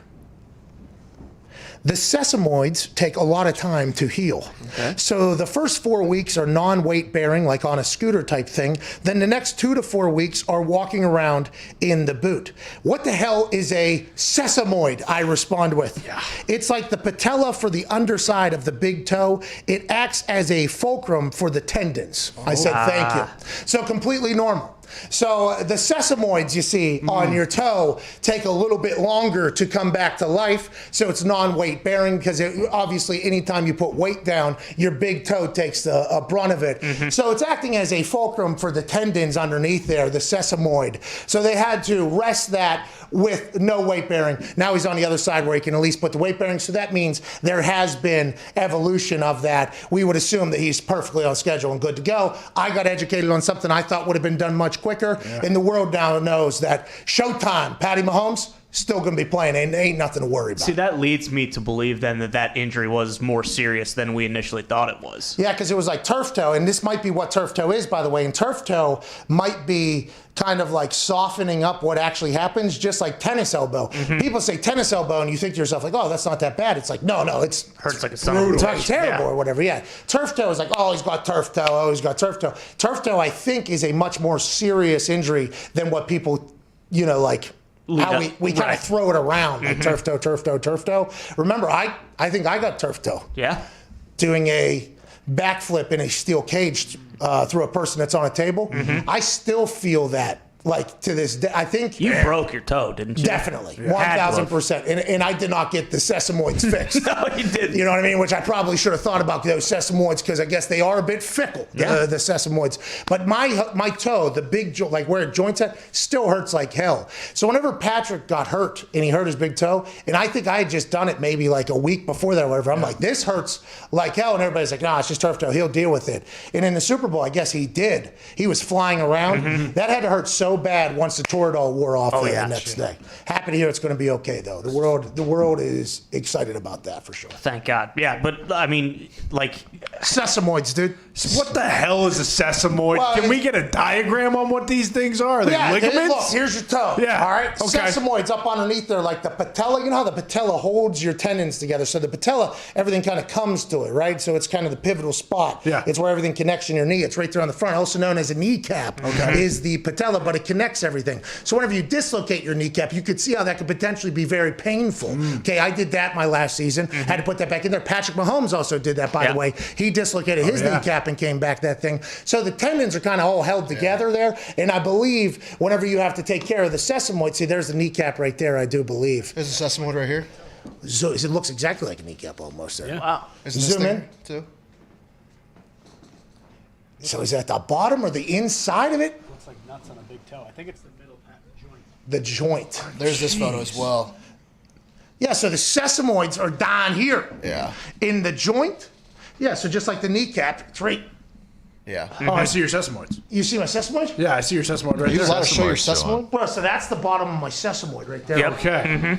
So the toe comes through here and then goes to there. This acts as like a kneecap where you can move that thing. The sesamoids down here take a little bit longer to heal. Okay. So it looks like gout usually takes sesamoids out. Now, I do believe gout doesn't fuck with the sesamoids. No. That's what I'm reading right now. Do you think this is a lingering And injury? bunions. Because isn't like foot stuff like typically that's the kind of stuff that stays around for a while? Like, do you think this is something he's going to have to be dealing with for I have no potentially idea. this season? Knee stuff sticks around. Yeah. Like knee stuff always sticks around, you know? So you would assume if this is acting as if it's a kneecap in the foot, something to monitor. Something to think about. Okay. He still got it, though. He was bad, fucked up sesamoids. You know what I mean? Yeah, no sesamoids. Who knows what those sesamoids were? I cannot wait for people who listen or watch this show to talk to somebody that they know about sesamoids and just completely blow fucking minds. As soon as that text message came through to me this morning, I couldn't wait to read it. I was like, sesamoids, kidding me? We're going to say the word Let's go to Chris in South Carolina. What's going on, Chris? Hey, Pat. How's your sesamoids, dude? Hey, they're feeling pretty good today, man. Thanks for asking. Hey, you seem like and sound like a guy that's pretty quick on your feet. Make sure your sesamoids are fine and dandy, because that is where I hurt at, by the way, when my toe starts to hurt, is right down there at the sesamoid, also known as the ball of your foot. It feels like that is where the sesamoids are, right down there. Okay. The ball of your foot is the sesamoids, I believe. Now makes All sense. right, I'll check out for my balls, make sure they're nice and stretched out. I think Father Time will do that to you as well, so I don't think you got to worry about that. But your sesamoids, make sure you take care of. What do you want to talk about? Hey, I think it was last week you mentioned that your brother's dog was in surgery after he got hit by a car, but we didn't hear a follow-up. How's he doing? Great question, Chris. Roland is good, Jay? Yeah, he's good. A lot of the swelling in his face has kind of come down, so he looks pretty normal that way. Nice. He's still got a bit of a limp, but he's good. This dog sprinted into a car that was moving at least 35, 40 miles an hour, right in the face. Has a fractured little cheekbone, and that's really about it. Four teeth gone. Roland's a tough bastard. Ox. Yeah, he is an ox. Yeah. Nice dog, though. Oh, yeah. You know what I mean? Like a nice, super nice. The good sesamoids on it. I was going to say, you should check those sesamoids. Yeah, let's go to Josh, Colorado Springs. What's going on, Josh? What up, Pat and the boys? How we doing on this championship Monday? Oh, great, because the NCAA college basketball tournament ends this evening with a national champion being crowned in one shining moment happening on the internet. I cannot wait to see Gonzaga have that moment and be the greatest college basketball team of all time. What do you want to talk about, Josh? Well, first, I just want to give a shout-out to Nick enjoying that hot dog buffet down there in Key West. Shout-out. So my question is, Pat, if we were to go toe-to-toe, no pun intended there, Pat Mahomes, inside the octagon, we got Ariel Helwani, the Stooge, and I want to see him up against Mad Mel Kiper. Oh, I do believe that would be a plus 100 for both fight there. I'm not sure the odds makers would really know who does what. Let's assume that Helwani has trained in some sort of something after all the years he's watched of mixed martial arts and covered it. But let's not, Mad Mel Kiper, there's a certain, X factor that comes whenever the hair is sprayed back like that. Raw emotion is coming through every single sesamoid and vessel you have inside of your body. I don't think that the odds makers will have any idea how to score that one. Well, that's the problem, is unless you can recreate like a Jordan Love getting drafted, like who knows how mad Mel's going to get, that was kind of the perfect storm. Melancholy Mel. He gets fucking slaughtered. Exactly. Yeah, you're exactly. Right. But if Mel's in the ring, you might be able to just whisper in his ear because he doesn't have his phone. Hey, Aaron Rodgers just left the Green Bay Packers. Oh, no. And all of a sudden, you're going out there. Yeah, He sucks. The issue with, exactly. Gatorade's better, dude. Use it on the field. Use it in the fight. That would last, 10, 15 seconds, that anger there? Yeah, probably. I mean, but then somebody from the crowd would say, he did. He did, though. No, Let's go to Brandon in Texas. What's going on, Brandon? What's going on, Pat and the boys? How y'all doing? Hey, not too shabby. How are you, Brandon? How's Texas down there? I heard you guys big pressure this week, right? 40,000 people going into a stadium. Let's not fuck that one up, all right? No, I stay away from that stuff, man. No, I'm going to leave that alone. Give it another. They're going, though. Yeah. I'm going to leave it. I'm not. Stay safe. I'm going to leave it alone, to be honest. So smart. What do you want to talk about, Brandon? Well, I mean, I'm a Bills fan stuck here in Texas, and with this recent signing of a backup quarterback who seems to be, in my opinion, better than, I don't know, the other starters in the league, how do you think it feels to be a Bills fan right now? Look at the situation we're in here. Nothing against anybody else, but we have, in my opinion, our two quarterbacks are the best two in that division. Hey, listen, Mitchell Trubisky, if he was able to play like he played when he was playing good, he was the number 3 or number 2 overall QBR in the NFL not that long ago. Now, also not that long ago that played football like that was Carson Wentz. Now, Carson Wentz, Mitchell Trubisky, similar situations. For whatever reason, it just went to complete hell and complete shit over a season. If Mitchell Trubisky can come back and be that guy, which a lot of people, I think, say he can. A lot of people say he can't. But that story, Josh Allen, Mitchell Trubisky on the same roster up there is definitely a problem. I mean, that is, if Josh Allen, if something was to happen, Mitchell Trubisky comes in, subs, plays some good quarter and a half or so, much like Marcus Mariota did. But also, there's a chance he could stink. Right. Not MVP. If Josh Allen went down, I don't think this guy's beating the same drum, unfortunately. Oh, if Josh Allen goes down, you don't think he's saying, hey, Mitchell Trubisky's got to Trubisky's start 5 or 6 games. I don't think he's talking too highly of old Mitch. I would bet $1,000 they would, actually. As soon as, if Josh Allen went down, they'd say, we still got the best quarterback in the AFC East or whatever. And then that's when we would tell there. What if Mitch is able to go up there and learn how to play football good again? What if Mitchell's able to get into that offense and say, hey, this is what I should have been doing instead of that? And now that Nagy's back calling plays, I think we'll be able to see exactly who wins in this whole thing, whose fault was it potentially, either behind the scenes or actually on the field. Because that Chicago Bears demise, especially on the offensive side of the ball, it's a tough one to watch from the outside in. They were a very, very good team. Yep. Defense was built. Khalil Mack comes in. He's raising hell. They're winning games. The offense, Mitchell Trubisky playing great football. Yeah. Is he a system quarterback? Who cares? Yeah. Is he a game manager? Every quarterback's a game manager. They were winning games and moving the ball. Then a blocked field goal happens, and it seems like everybody stinks. Mm-hmm. Well, and for what happened? For Mitch, too, if he does well, Gase could fall, Gase and Nagy could be in the same category here where, quarterbacks get out from underneath the Nagy umbrella and all of a sudden they blossom into, Tannehill's. Where was Foles at? He was out in the woods before he came back. That's right. Let's go to Andrew down there in Atlanta. What's going on, boys? Just hanging out. How are you, Andrew? Doing good. I was watching the day of the MLB opening day, and you guys had all your Oculuses on. Yeah. I was wondering if that same kind of technology could be used on draft night. For our draft night or for the NFL's draft night, not sure. But the NFL better have us up on stage with Roger Goodell. Mm-hmm. When he's giving the full-on pool, I want to be, hey, boys. What about me? Hey! Going for the Yeah, because they do put you in there. Oh, yeah. I told you guys, first day I got it, I went on a squirrel suit with the boys. Mm-hmm. We went flying, and then afterwards, I was even a part of the hug. We did it. We did it. We didn't die here. No wind gusts took us right into that wall. That's good news. God. That is good news. I'm going to do that one day. Squirrel suit. Yeah. It's like I would like to save that for, because I think death chance is pretty high there. Yeah. So do I save that for later in my life? But then later in my life, I might not be fit enough to actually do it, because you're flying the big bird. Got to be able to eat the resistance Yeah, there. you got to be able to hold it. Oh, it's actually not bad for wingsuit flying.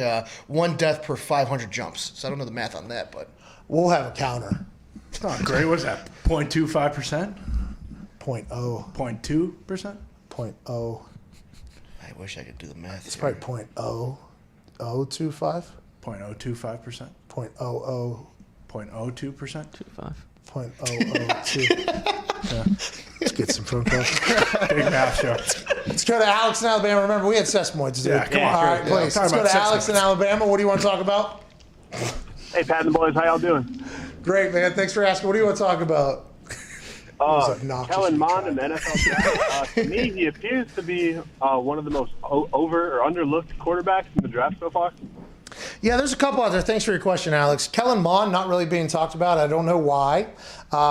Trask not being talked about. Don't know why. There's been a couple. The guy up in Notre Dame not really being talked about at all. Ian Book not being talked about at all. You got to remember, the NFL, obviously, you hope that all first rounders are going to be successful. Tom Brady's pick 199. I mean, there's going to be players at all positions that are scattered through this draft that we have no coverage of, that we have no clue of, who are going to go on to do something awesome. I mean, there's just so many guys I know personally. Robert Mathis, I think, was a 5th or 6th round draft pick out of Alabama A&M or something, and nobody had a clue. It was like, there's a Hall of Famer. You just never know. And then the people you think are locks, I mean, we got this graphic, and I think we do this graphic now. Let's do it. Okay, so everybody's thinking like, hey, we need to get a quarterback in the first round if you're a team that needs to turn it around. Now, I think there is a lot more people coming to the side of, we can do that in free agency and get somebody, that's already established or whatever. But for those of you that think that the grass is always greener, and if you have a first-round overall pick or first-round pick and you're going to use it on a quarterback and everything like that, it is not that normal for that to work out. 2010, Sam Bradford was drafted to the Rams. He played for 3 other teams, I think, and he's still, he's not there. That's 2010. So 11 years ago, not that long for a franchise quarterback in the grand scheme of things, but I guess in this particular graphic, you're going to see long time. Tim Tebow, Denver Broncos, picked overall number 25. Then in 2011, Cam Newton with the Panthers. Jake Locker was drafted to the Tennessee Titans at 8 overall. Blaine Gabbert, 10 overall to Jacksonville. Who, by the way, Blaine Gabbert, Super Bowl champ. Congrats, he's in Tampa Bay now. Christian Ponder, number 12 overall pick in the 2011 draft to the Minnesota Vikings. He's obviously not there, hasn't been for some time now. In 2012, Andrew Luck, number 1 overall pick. Then obviously everybody remembers Robert Griffin III. And then Ryan Tannehill for the Dolphins. And then Brandon Weeden was drafted 22 overall. He's obviously None of these guys are even on the teams that they were drafted to anymore. Most of them aren't even in the league anymore at this point. Tannehill, though, has had a complete rebirth. And then in 2013, E.J. Manuel was the only quarterback taken in the first round. He's obviously not in Buffalo anymore. Then Blake Bortles. Then Johnny Manziel, obviously we know. Teddy Bridgewater to Minnesota. Jameis Winston to Tennessee the next year. Marcus Mariota to Tennessee. Then the Rams are back in this game. It did not work just 6 years ago. Jared Goff, number 1 overall pick. He's gone. Carson Wentz in Philly. He's gone. Paxton Lynch. He's been gone. 2017, Mitchell Trubisky. Gone. Patrick Mahomes. Still there. Yep. Deshaun Watson. Massive question mark right now. Yep. Nobody knows what the future holds. 2018, Baker Mayfield. All right, he's still there. Sam Darnold. He's probably not still there. Josh Allen. Still there. Josh Rosen. He's gone. Lamar Jackson. I think he's about to sign a long-term deal. 2019, 2020, all the players are still in their places except for Dwayne Haskins, who was number 15 overall, and Jordan Love, who's picked number 26 in last year's draft. There is a good chance that your draft pick is not going to fucking work out long term. Okay? I'm not saying that the player you're getting isn't going to be a superstar, but when you go to this next slide, that is how many people are left. In pre-2017, so for 2010 to 2016, here we are in the year 2021, only 5 years after that, none of the quarterbacks are still on the team that they got drafted to in the first round to be the change in their franchise, the face of their organization. There is a good chance people are going to miss. That's just what numbers say, but maybe we'll get hot here and teams will be able to turn franchises around with the draft pick of one person. And like you said before, like to trade, future first-round picks for a guy that you don't know when there's Russell Wilson's in the third round. Dak Prescott's get picked late all the time. It's like one of those things where why not just wait, see where it falls, and then, I'm a free agency guy. Yeah. Get a guy can play and get him in there. But it is nice if you draft somebody, they have that cheaper contract because they're on a rookie contract. But it is a big. Can you do the transition from the one graphic to the next again? Look at this. This is first round quarterbacks from 2010 through 2020. Hit that thing. Gone. Wild. That's insane. Yeah. That's absolutely insane. Let's get to a break. On the other side, we'll answer some more phone calls. We'll talk about some more things. Like, for instance, we talk about J.J. Watt's perfect mallow. Oh, man. He made the perfect marshmallow last night. Put it in a museum. We'll talk about it. Answer some more phone calls. I have some inside information on T.Y. Hilton and Carson Wentz. Ooh. Sources told me in a suite that the source bought. It's a good source. Good source. Pretty cool news, actually, out of Indianapolis Colts. CC Sabathia says that Shohei Ohtani is the best baseball player he's ever seen. We'll talk about that.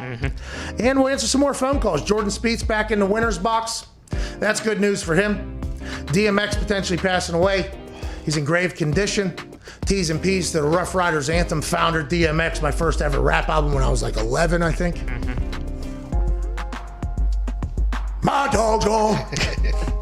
He was awesome. How many people, like that video you put out, how many people were at that concert? Well, it looked like the whole world knew that anthem there for a while. 8 million. And a lot of people say that DMX, he battled his demons and maybe wasn't always the greatest guy or whatever. Well, listen, you can nitpick at that the entire time. I'll remember whenever he played a concert for 7 million people at one time, and they all knew the words to his song. Pretty cool thing. We'll be back on the other side. This is the Pat McAfee Show, Monday, April 5th.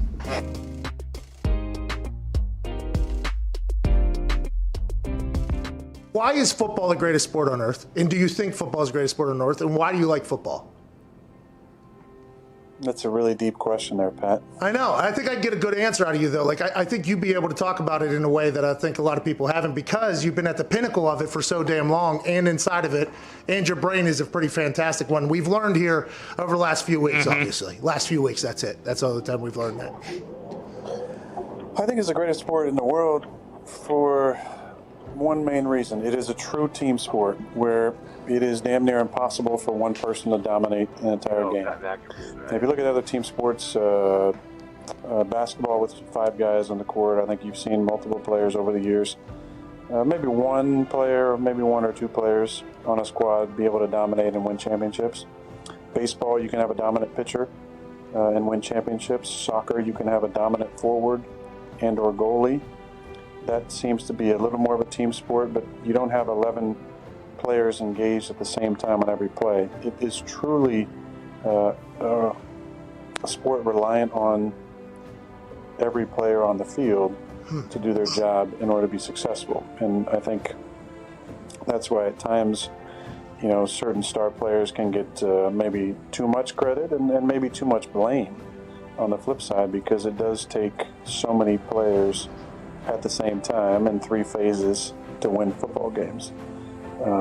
And I think that's the beauty and the draw of our sport, is that something new happens all the time, because you are literally dealing with 11 humans on the field at one time who all have lives outside of football, and there's distractions, there's a reliance on coaching, there's a reliance on preparation, there's a reliance on diet and performance. I just think there's so many facets to it that you see something new every single week, and I think that's the beauty in our game. When it comes to the love that I have for it, it's rooted, and I think like any player who's played for a long time, the love is not just about our sport, it's about competition. And I think there's nothing in the world for me that fills that need and that hole I have like competition. I think players who played for a long time at a high level, you have that need to be satiated competitively, and it's a love of going out there and going against guys and being in an environment where you know that nothing is guaranteed. And that's why at times I've taken umbrage to people saying that it's easy, because it's not easy. It's never easy. And I think that's the beauty in our game, is that you see things new every single week. It's never easy. And your only thing you're guaranteed is the ability to compete. I love that aspect of it. I love competing. I love going out there and harnessing the fear of failure, where I think so many people who maybe don't love football as much, the root of that is a deep fear of failure, that you might go out there and your best might not be good enough, and that's not okay with you. McAfee at the top of the key. 5 seconds, 4 seconds, step back, 3 for the win. It's good! Splash! It's not Sunday because the bank is open!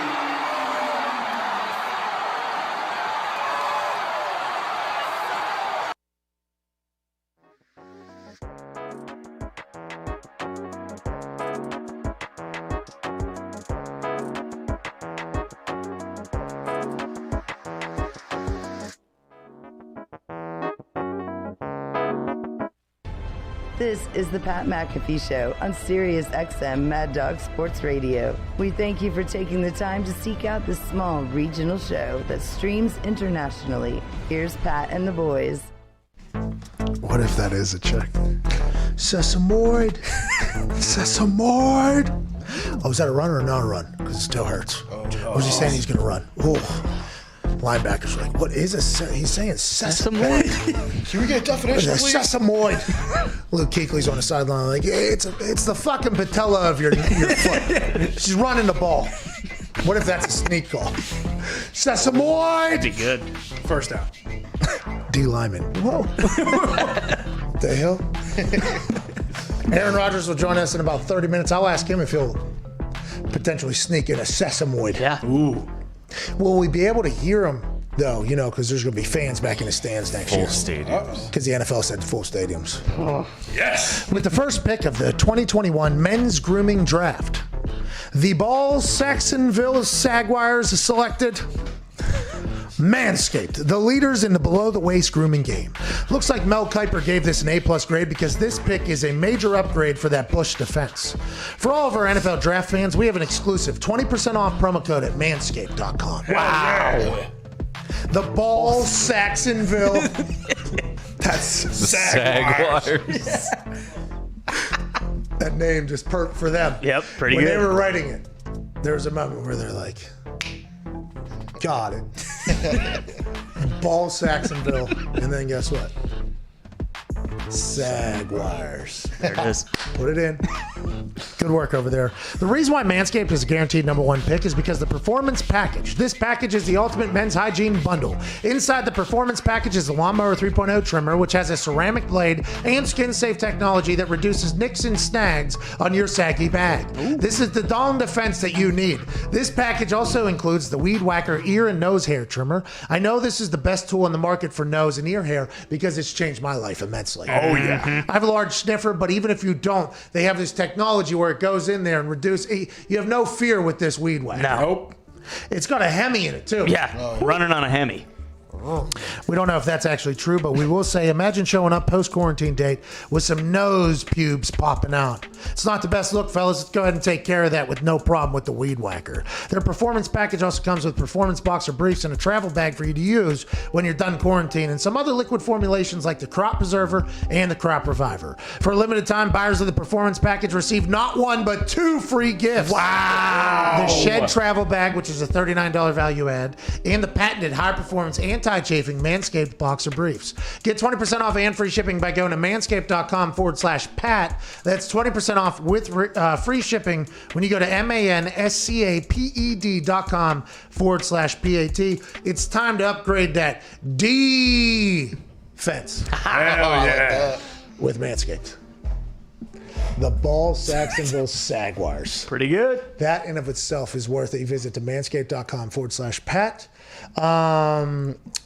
This weekend I went to the Final Four. Oh, yeah. At the Final Four, T.Y. Hilton was actually the man that purchased the suite that we stayed at inside of Lucas Oil Stadium. I asked him if they gave him a deal. He said, no, I had to buy this online. So it wasn't like that whole thing, but we appreciate him doing so. Got a chance to catch up with some old friends from the Indianapolis Colts. Jimmy from the Colts was not there. Oh, man. Yeah, Jimmy from the Colts was not there. But it was nice to catch up with a lot of people. Got a chance to chat with T.Y. Asked T.Y. while talking to T.Y. if I was allowed to repeat anything he says to me. He says to me, you're always going with me, man. Don't you worry about it. I was like, okay. So I have on good authority that T.Y. Hilton and Carson Wentz had their first throw session together on Saturday here in the Indianapolis area. I also have it on good authority that T.Y. Hilton is fucking pumped up about how it went. Wow. Okay, so this is something where T.Y., I think if he would have hated the session, would have told me and would have said, like, we're going to continue to work it out, though, so let's figure this out. He came just hours after that workout and said, it was awesome. He said he's got a massive arm. He was throwing at the spots. He said he felt good. They already felt like they were in, a lot of good chemistry and in routine. He said the conversation during the thing was awesome. Hey, you can say this. I can say this. They're coming together. It is becoming, he said he's been very excited. He said, now obviously when T.Y. came in, it was alongside Andrew Luck.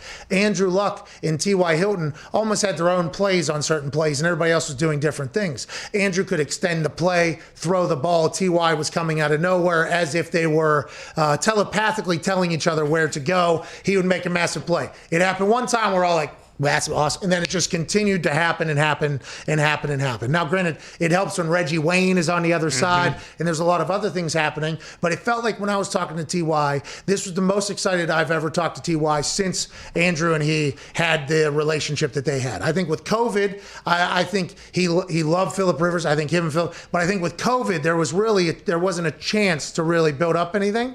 And I think the Carson Wentz T.Y. relationship is going to be very good. He said he's got a big arm. That's what he said. He said he got a big arm. And T.Y. was very excited for that because T.Y. obviously is a ghost. And the reason why he's called a ghost is because he gets behind defenses and nobody has a clue how he's there. So Carson, T.Y., great start to a relationship, sources have told me. Well, and Wentz must be through the roof because he's never played with a guy like T.Y. There was that one year where he was throwing to third-string quarterbacks who they were putting out at wide receiver. Well, and also, I would assume Carson had a little bit of nerves going into this throw with T.Y. For sure. Yeah. You know what I mean? For sure. I would assume there was a little bit of potential anxiety or whatever. I wonder at what point. Carson probably viewed this like it was a game, by the way. Yeah. Like I would assume, like, hey, this is a big deal. I've been told they're working on some things. They won't tell me what it is, but I feel like that is going to be a good relationship, which is good news for Carson. Good news for Eagles fans who always wish the best for Carson. That's right. Hey, feels like Carson's coming back better than ever from what I've been told. So don't be deleting tweets about you saying get Carson to Indy as soon as you see it. And it's like, you only need the light when it's burning low. Only miss at home when you hit the road. And only know you love her when you let her go. Hey, guess what, Philly? And you let him go. Yeah, don't be deleting tweets when that happens. Now, for me, I might have to. Well, yes, the things I was saying there earlier about, potentially other options. You guys already cleared that up. We cleared that up. Yeah. That is long and buried. But, man, I was like looking at T.Y. while he was talking. I was like, hey, huh? He was like, hey. He was like really awesome dead. I was like, okay. Because I think T.Y. didn't know what was going to happen. I think Carson probably didn't know what was going to happen. Who knows if they work out similarly to how that throwing session's going to go. But, yeah, they made it happen. That's good news for everybody. Well, and after he came in here and said, like, hey, I'm pissed about last year and how everything ended up, and he's a whole motivated new dude. It's hard not to think, like, Wentz is going to go off. And he's got an offensive line. Yeah. So, like, the throws whenever you're just on air, there's potential throws that are going to look like at in actual games for Carson Wentz, which I don't think happened in Philadelphia much. No. They had you blocking for him. Yeah, exactly. I mean, I can do it, but I can't do it for Carson. The guy they had doing it, rugby player, actually had never done that before. Yeah, that's his first time. And then they were like, hey, you can do it. Look, a Boston stooge with a mustache can do it. You can do it.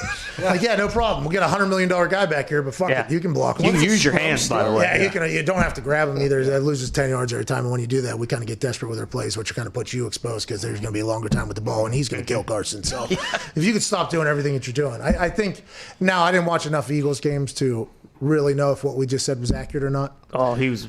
But it felt like he was under duress last year. Oh, yeah. This offensive line here in Indianapolis will take care of his ass, and I think Frank Reich will put him in an offense where he may get the ball out. And T.Y. saying when that ball's coming out, it's coming out good.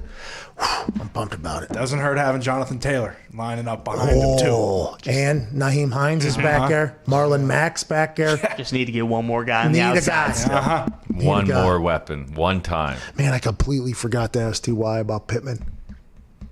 That's on me. Because, Pittman last year had 148 yards. He had a touchdown. Had flashes of just absolute brilliance. One whole touchdown. But he did. Well, he was also out a little bit. I think he was hurt. But he told TMZ that Carson Wentz ain't getting my number, so fucking scram. You got to think if they're not going after a wide receiver, Ballard's got his eye on somebody that he knows. In the draft? Yeah. Or maybe Pittman, because there was some moments last year where Pittman coming off injury, there were some magical moments. Maybe Ballard's like, the number changed, Carson won it anyways, go back to his high school number 20.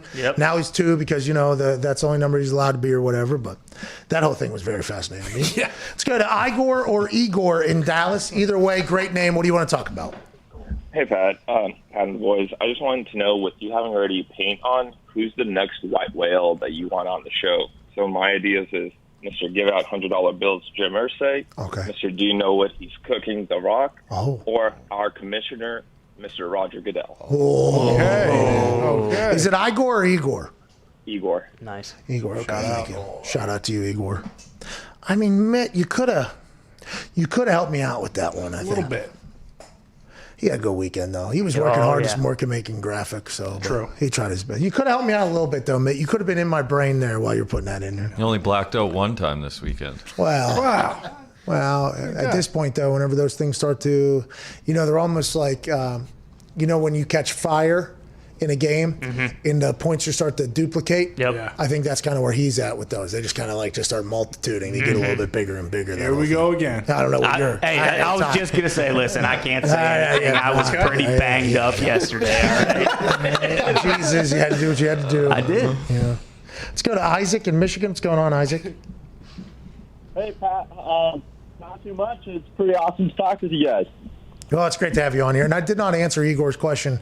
Whoever comes on I'm pumped for. Yeah. But I will say in about 20 minutes, we have a guy who I haven't talked to in a while. I assume we'll have a good conversation. That should be a lot of fun. But Jim would be dope. Hey, Commissioner Goodell would be awesome.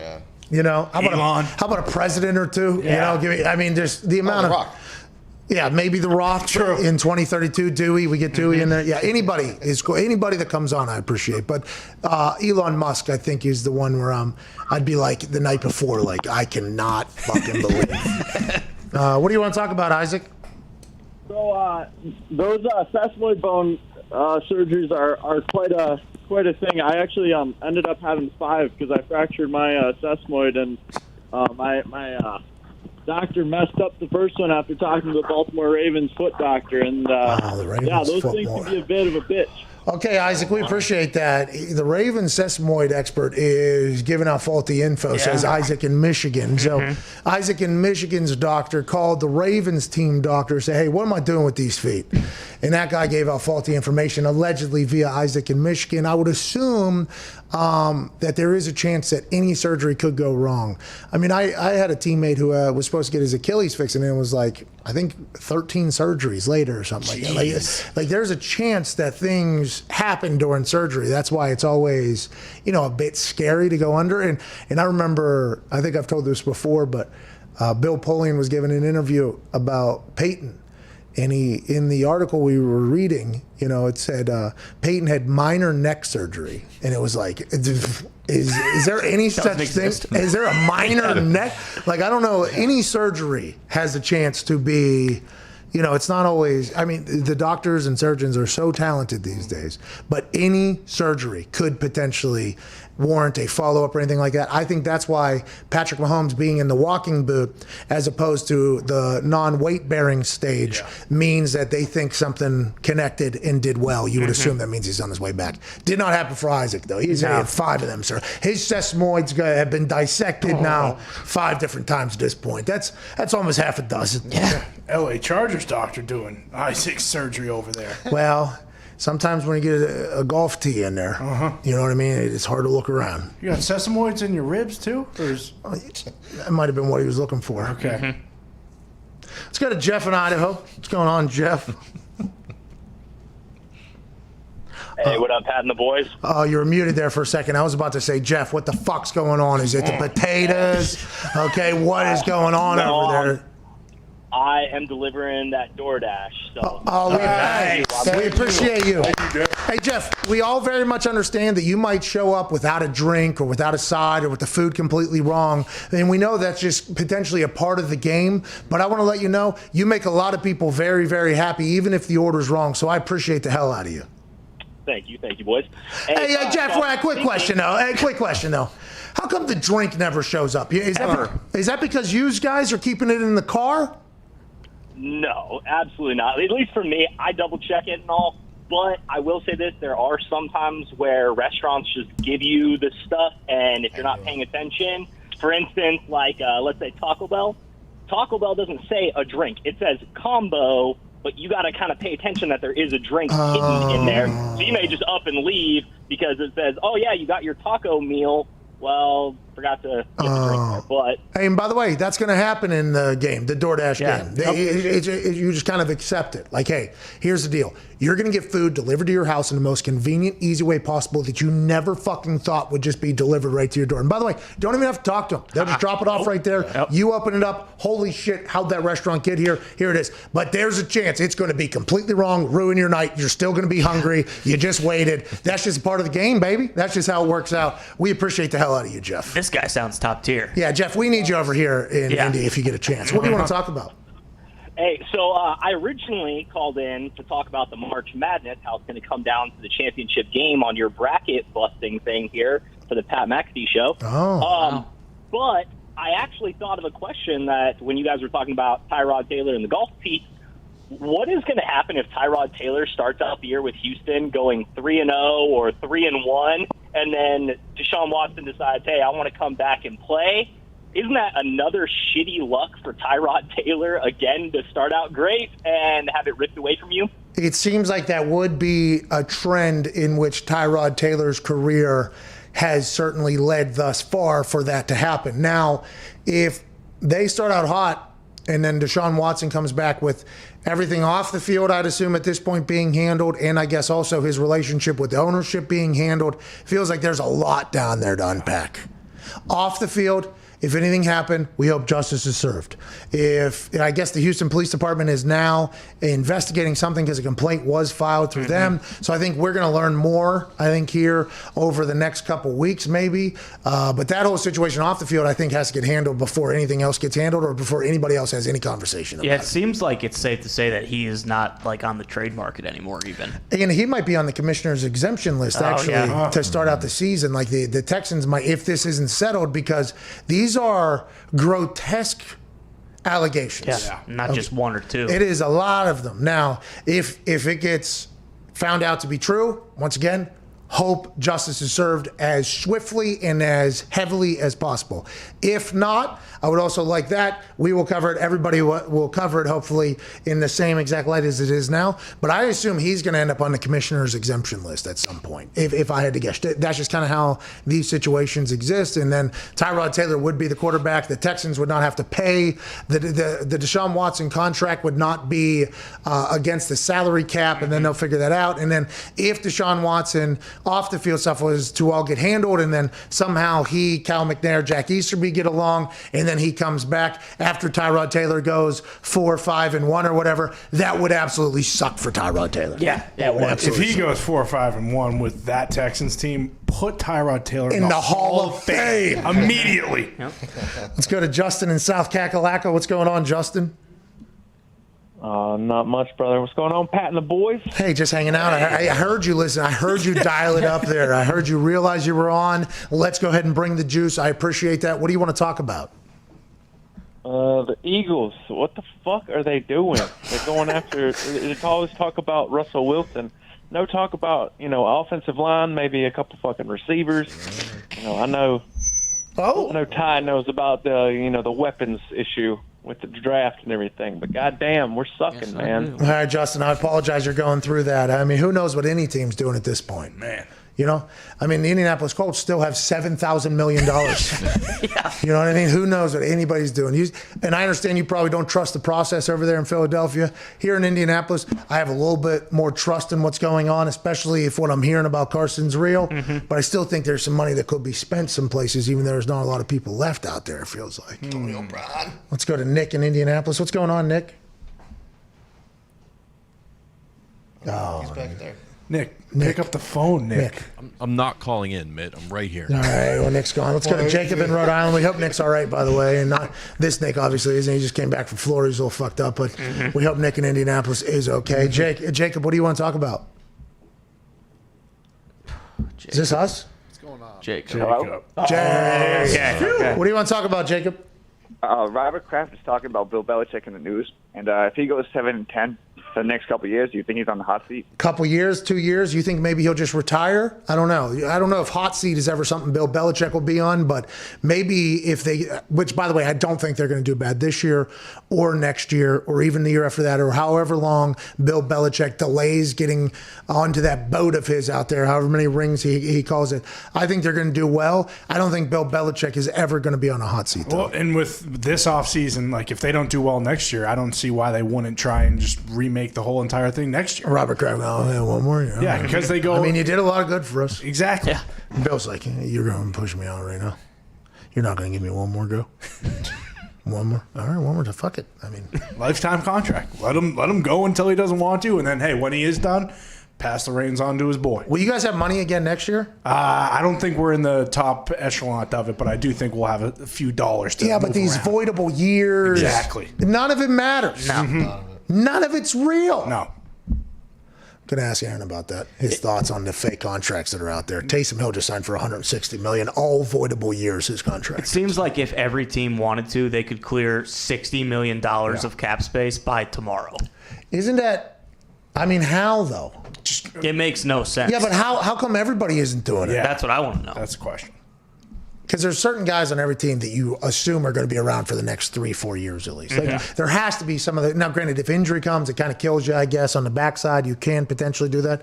But I don't know how every team isn't just kicking shit down the road, which is what everybody's doing right now. Not what you're supposed to do in business or in life. Just move responsibilities down the way. I'll start tomorrow. We'll pay tomorrow. But it feels like in the NFL, you can manipulate I'll do that shit down the road to make yourself much better right now and then keep doing that moving forward as long as everybody's giving money. Especially when it seems like it's an almost certainty that they know where the salary cap's going to be at. You know, it's not like, it could go down again. It's like, hey, in 3 to 5 years, this thing is going to be at $250 million. Yeah, it's going to be $250 million every team. Yeah. Yeah. So that why is not? So much money. Especially when you can convert salaries to roster bonuses, right? And then, okay, now you're saving money from that. $8 billion in salaries. The Bucs brought the entire team back. No one thought they could do it. Yeah, Tom Brady was like, yeah, I'll sign, do whatever you got to do here. We negotiate. Yeah, go bring everybody back, except for Antonio Brown, who they've allegedly put out offers for, but they're not close on money. Will that get closer as the season comes closer? I'd assume that'll happen, but I don't know how they did it. Mike Greenberg down there is their salary cap enthusiast. I forget his name. He had a boring name. I forget what it was. We wanted it to be salary cap guru. Yeah. He had something much different. It was like director of player personnel or something like that. Just put salary cap blueprint guru. That's what he is. Director of football administration. That's such a boring name. Yeah, work in a school if you want something like that. Yeah, you're doing something much cooler, pal. You're changing how everybody deals with their business in the NFL right now. Yeah. Andy Reid and Veach started it. Of course. Then Greenberg, Light, BA kind of took it to the next level. Like, we'll do it with we'll do it with everybody. Going for 2. Hey, listen, if we're not trying to win this year, what are we doing? Spend it if you got it. That's what we're doing, right? We're trying to win. But I guess you got to have the culture built first for it. You got Tom Brady, you automatically got a culture. Yeah. Not everybody has that. Sounds like Carson Wentz potentially all the way back. Hey, Chris, maybe, I'm not saying, Chris, you do whatever you got to do. Bro. He knows. I hope we win a Super Bowl. That'd be dope if we had a Super Bowl parade here in Indianapolis. That'd be a good time. Yeah. As would be for everybody, including in Lambeau. Joining us on the other side of this break, ladies and gentlemen, Aaron Rodgers. We've been an hour and 56 minutes into this show. Nothing really has been good. We promise it'll be better in this 6-minute break. Go to the bathroom, do what you got to do. We're back on the other side. This is the Pat McAfee Show.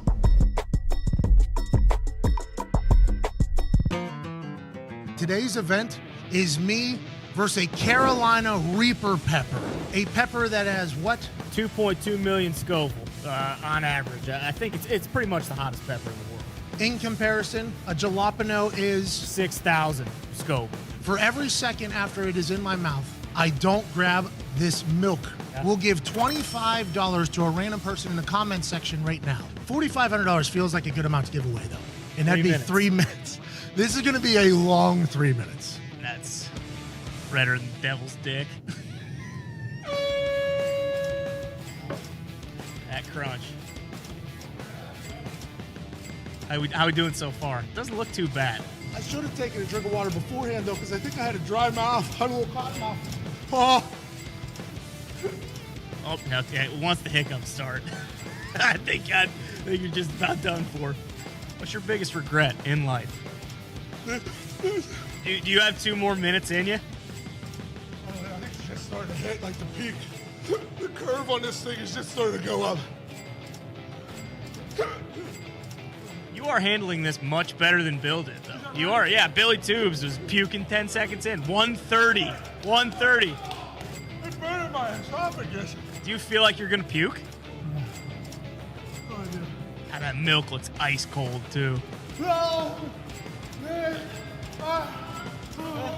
Beer that broke my heart. Oh, hey, one more.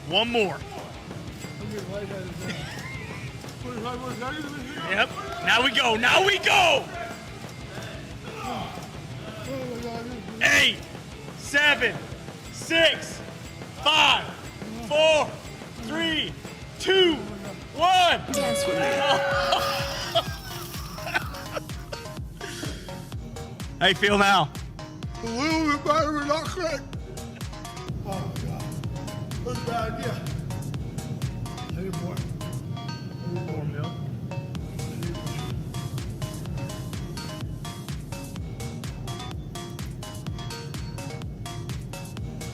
Oh, God.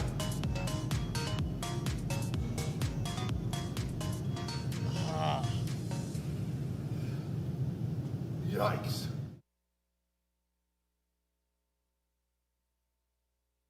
I think I've realized this year with the conversations, you do seem to be a rather normal human, which is very interesting, right? I assume for a lot of people to hear.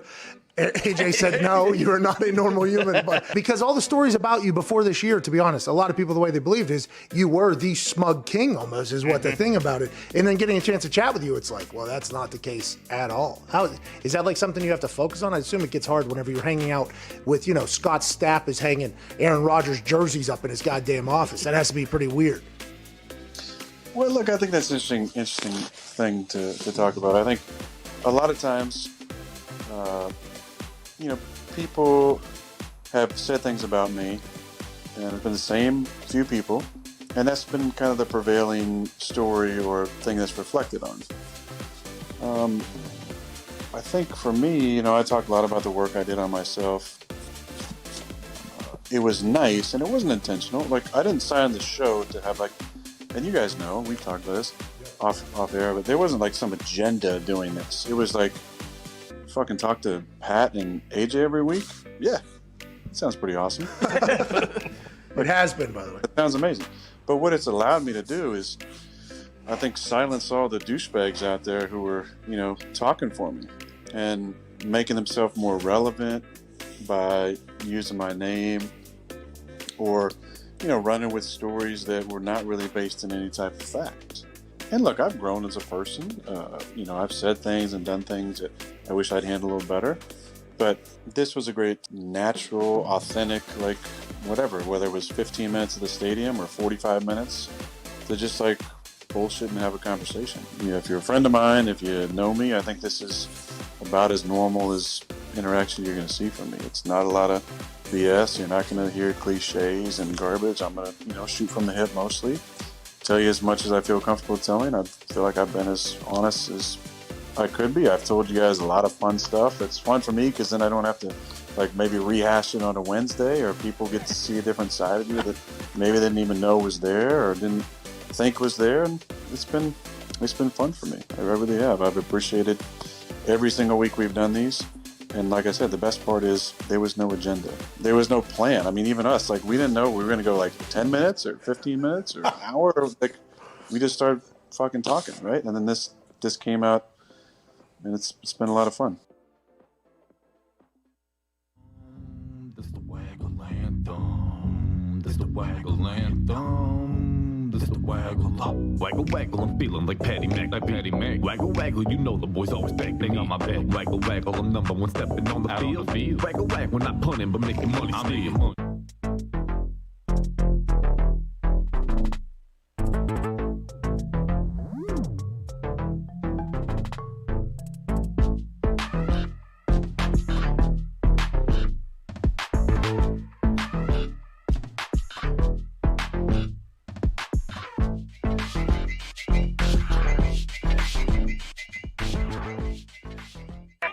The Pat McAfee Show. There'll be no rules for our guests, for us, for the things we can talk about. Yes, speaking his mind. I've never had a problem expressing my opinions or my thoughts or anything like that. While being relatable. I haven't had that manufactured fake-ass celebrity that a lot of people have whenever they go on those big networks. I've had a chance to really build my crew, build my following, build my audience. And ridiculous. What am I supposed to do? So I'm supposed to look at something that I can definitely afford and say, nah. Is that what I'm supposed to do?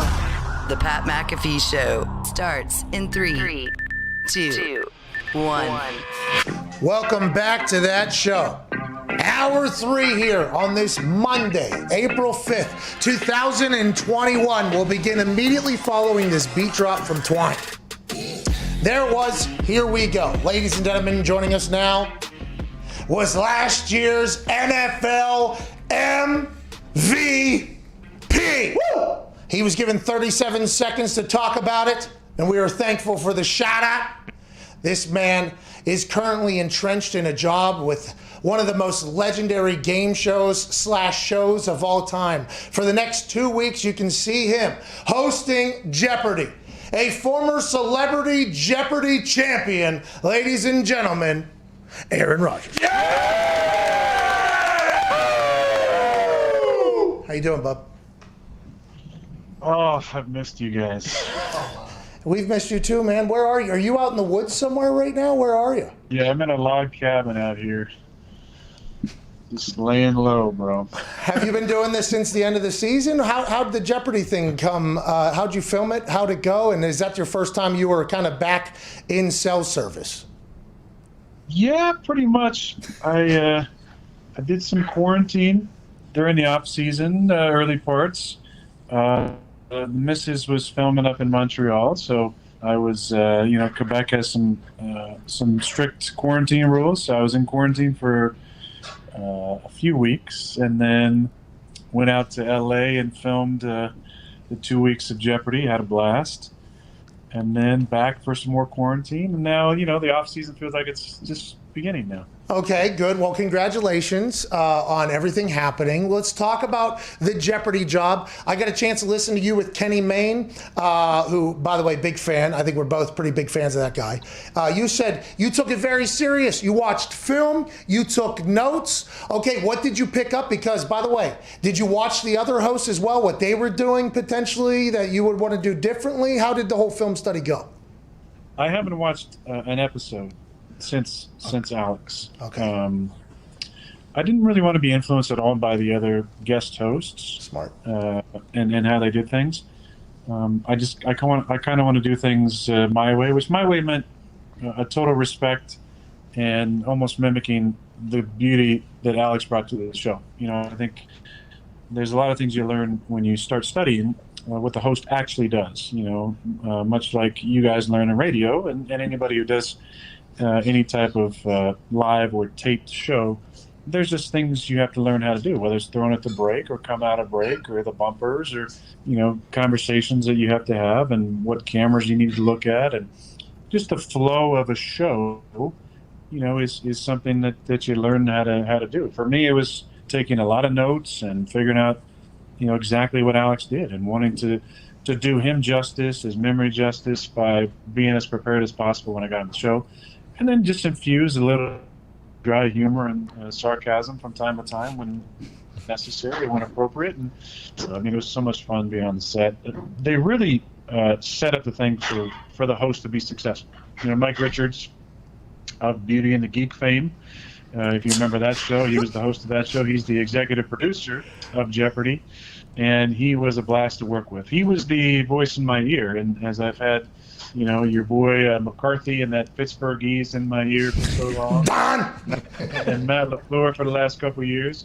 It was nice having, maybe a little quieter, more steady voice. But we had a lot of fun. Everybody associated with the show was so sweet and positive. There's so many lifers in that show. Mike Richards is only on the show. I think this is his second year. But I'm talking about the hair and makeup ladies been on the show over 25 years, both of them. The stylist been on the show for like 31 years, I think.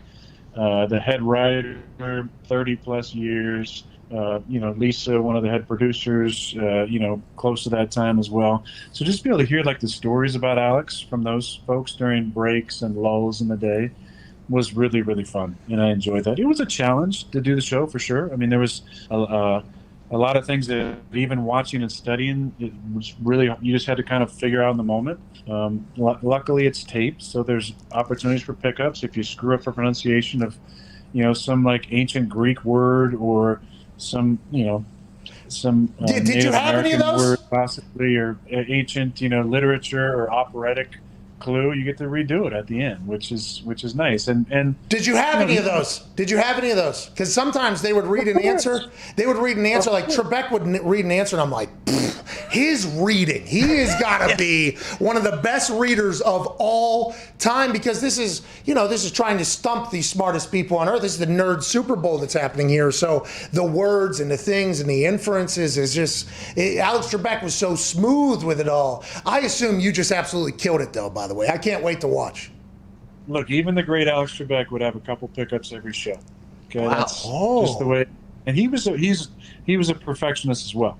And even the greatest reading or throw to break, sometimes you want to do it differently. So we had our fair share of pickups for sure. Some were ones that I'd like to do better. A lot of them were Mike or somebody else in the crew would say, hey, let's pick up this one or pick up this clue or pick up that clue. As the shows went on, there were less and less, thankfully, which was nice. I felt like I was improving, but it really was an honor. Like, I think it's the best way to put it. Like, it's a dream job of mine for sure, but just such an honor to be back on the show. Never thought I'd be in this capacity. Hated that Alex is passing last December, but along with doing the show in these 2 weeks, I've been finishing up his autobiography, which he began writing as when the diagnosis came down. and it's a phenomenal read. So it's just giving me even more insight behind who the man was and his story from rags to riches, really growing up in small town Quebec to, being one of the most recognizable people in not just the country, but the world. Jeopardy is syndicated in so many different countries. I think you quarantining in Quebec, by the way, while leading up to do Alex Trebek while reading, I think that is a beautiful thing, really tying it all together. By the way, rest in peace to Alex Trebek. Thank you, Alex. Thank you, Alex. Obviously, rest in peace. Do you get to pick the categories? Are the categories more Aaron Rodgers focused, did you notice, or do you have any say in any of that? No, there's no say in it at all. It's all predetermined categories. There were times in the writers' meeting in the morning where I'd say to Billy or one of the other writers, say, "Hey, you got an easier clue to read?" I knew there was no chance of doing that. It was more like, just to cry for help there. But they did a great job. They really helped with some initial commas and punctuation marks to try and give you an idea of when the best time would be to either slow the rhythm down or make sure you remember that there's run-on sentences or whatever it might be. So, it was set up for me to do well, and I appreciated the guidance from not just Mike Richards, but from, all the people that worked on the show. Hey, you don't have to tell us exactly who, but any terrible interactions in that interview segment? Did you have any good pops, any good stories come out in the interview segment? That was always when Trebek got a chance to. Oh, nerds. Okay. That just moved on. You know what I mean? Alex Trebek's smoothness in that the potentially awkward interview process that's forced in there from people that necessarily don't love telling a story. Did you have any good interactions in there that we're going to go okay, Aaron, okay, way to go in the interview process? There's a couple of great ones. I did one throw to ode to Celebrity Jeopardy that I thought was pretty good. Nice. So there's going to be some good ones. I tried to. There was some suggested questions that they wanted you to ask in the fun facts that they would give you. I tried to pick ones that actually highlighted non-nerdy things, because so many times watching the show, you go, some of the fun facts, it's like, okay, that's the nerdiest thing I've ever heard. So if somebody had something on their fun facts that involved some sort of athletic endeavor or something, that's what I wanted to focus on. I want to give these guys a shout out. They've been nerds their entire life. Let's let them know, hey, if they're training for a marathon, let's highlight that. If they're a black belt in judo, let's highlight that. Ooh. Okay. Hey, this nerd here could beat the hell out of you too, buddy. Just in case you're wondering. That's good news. I like how you do that.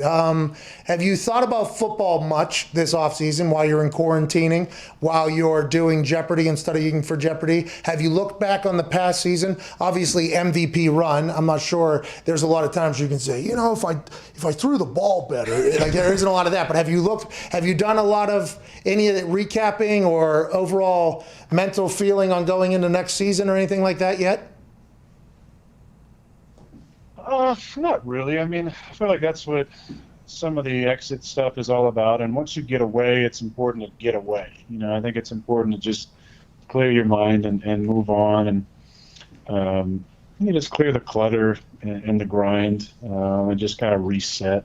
For me, it's a great time to reset my body, to heal up and to relax and start to get into the off season training for the next year. But it's been a quiet period mentally, and I've enjoyed that. I haven't been on a lot of social media or TV. It's just been a more relaxing period for me.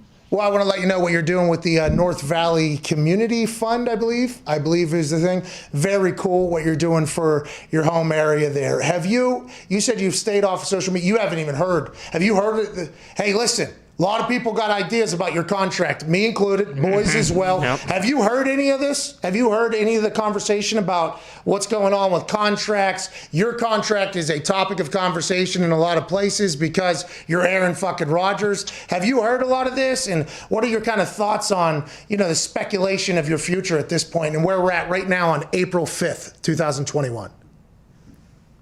Well, look, I mean, I'm not insulated completely from all those conversations. I think part of it is you have to have some understanding of what's going on out there. I think that we're exactly where we were last year when I made comments after the draft and throughout the season. You know, I don't feel like any of that's changed.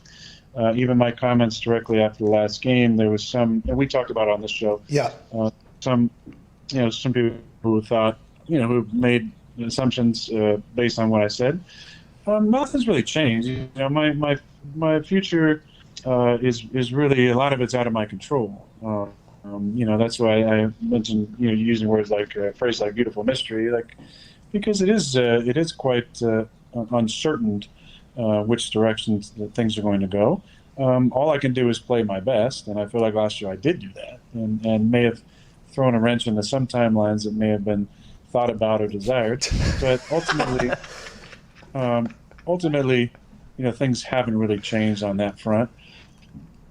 I meant what I said last year, about really being at peace with the whole thing, and that hasn't changed. I feel good about the way I played. Feel good about the way I led. I loved, our interactions and everything that this show provided for me last year, and I think people got a raw look at, honest conversation about the future, and someone who's not bitter or disappointed or frustrated about things that they realize they can't control. And my future is one of them, and I'm kind of surrendered to what's going to happen, and just confident in what I bring to the table and how I played last year, and everything else is kind of for speculation, and I'm sure there'll be plenty of it. I think you said the draft and what happened and everything like that, it almost gave you like a reimagine at how you view everything, because it's not what happens, it's how you react to it. And I think you said you came to peace, like, okay, this is very much out of my control, and it almost set you in maybe a new direction mentally. I don't want to be speaking for you in this whole thing, but now that the conversation is back in the same place where it was after the draft, basically, like, there's a chance that the Green Bay Packers just a few years from now are not going to have Aaron Rodgers as quarterback, after you had said you would want to be a Green Bay Packer for the rest of your career. And you say you're not bitter at all. That's interesting to me, because I don't know how you do it, because I would, if I'm Aaron Rodgers, and this is that mental path that you went on is something that I don't think I could ever do, because I'm just a stubborn prick, you know what I mean? The ability to get to peace there is one I don't think a lot of people could do, and I think that is why it's so befuddling to people. They're like, no, that can't be real. That can't be how he actually feels. But every time I've talked to you live, and it feels like you're very much at peace with, like, hey, whatever happens, happens here. Well, and I've said this before, the draft was actually not the moment of change. The change was before that.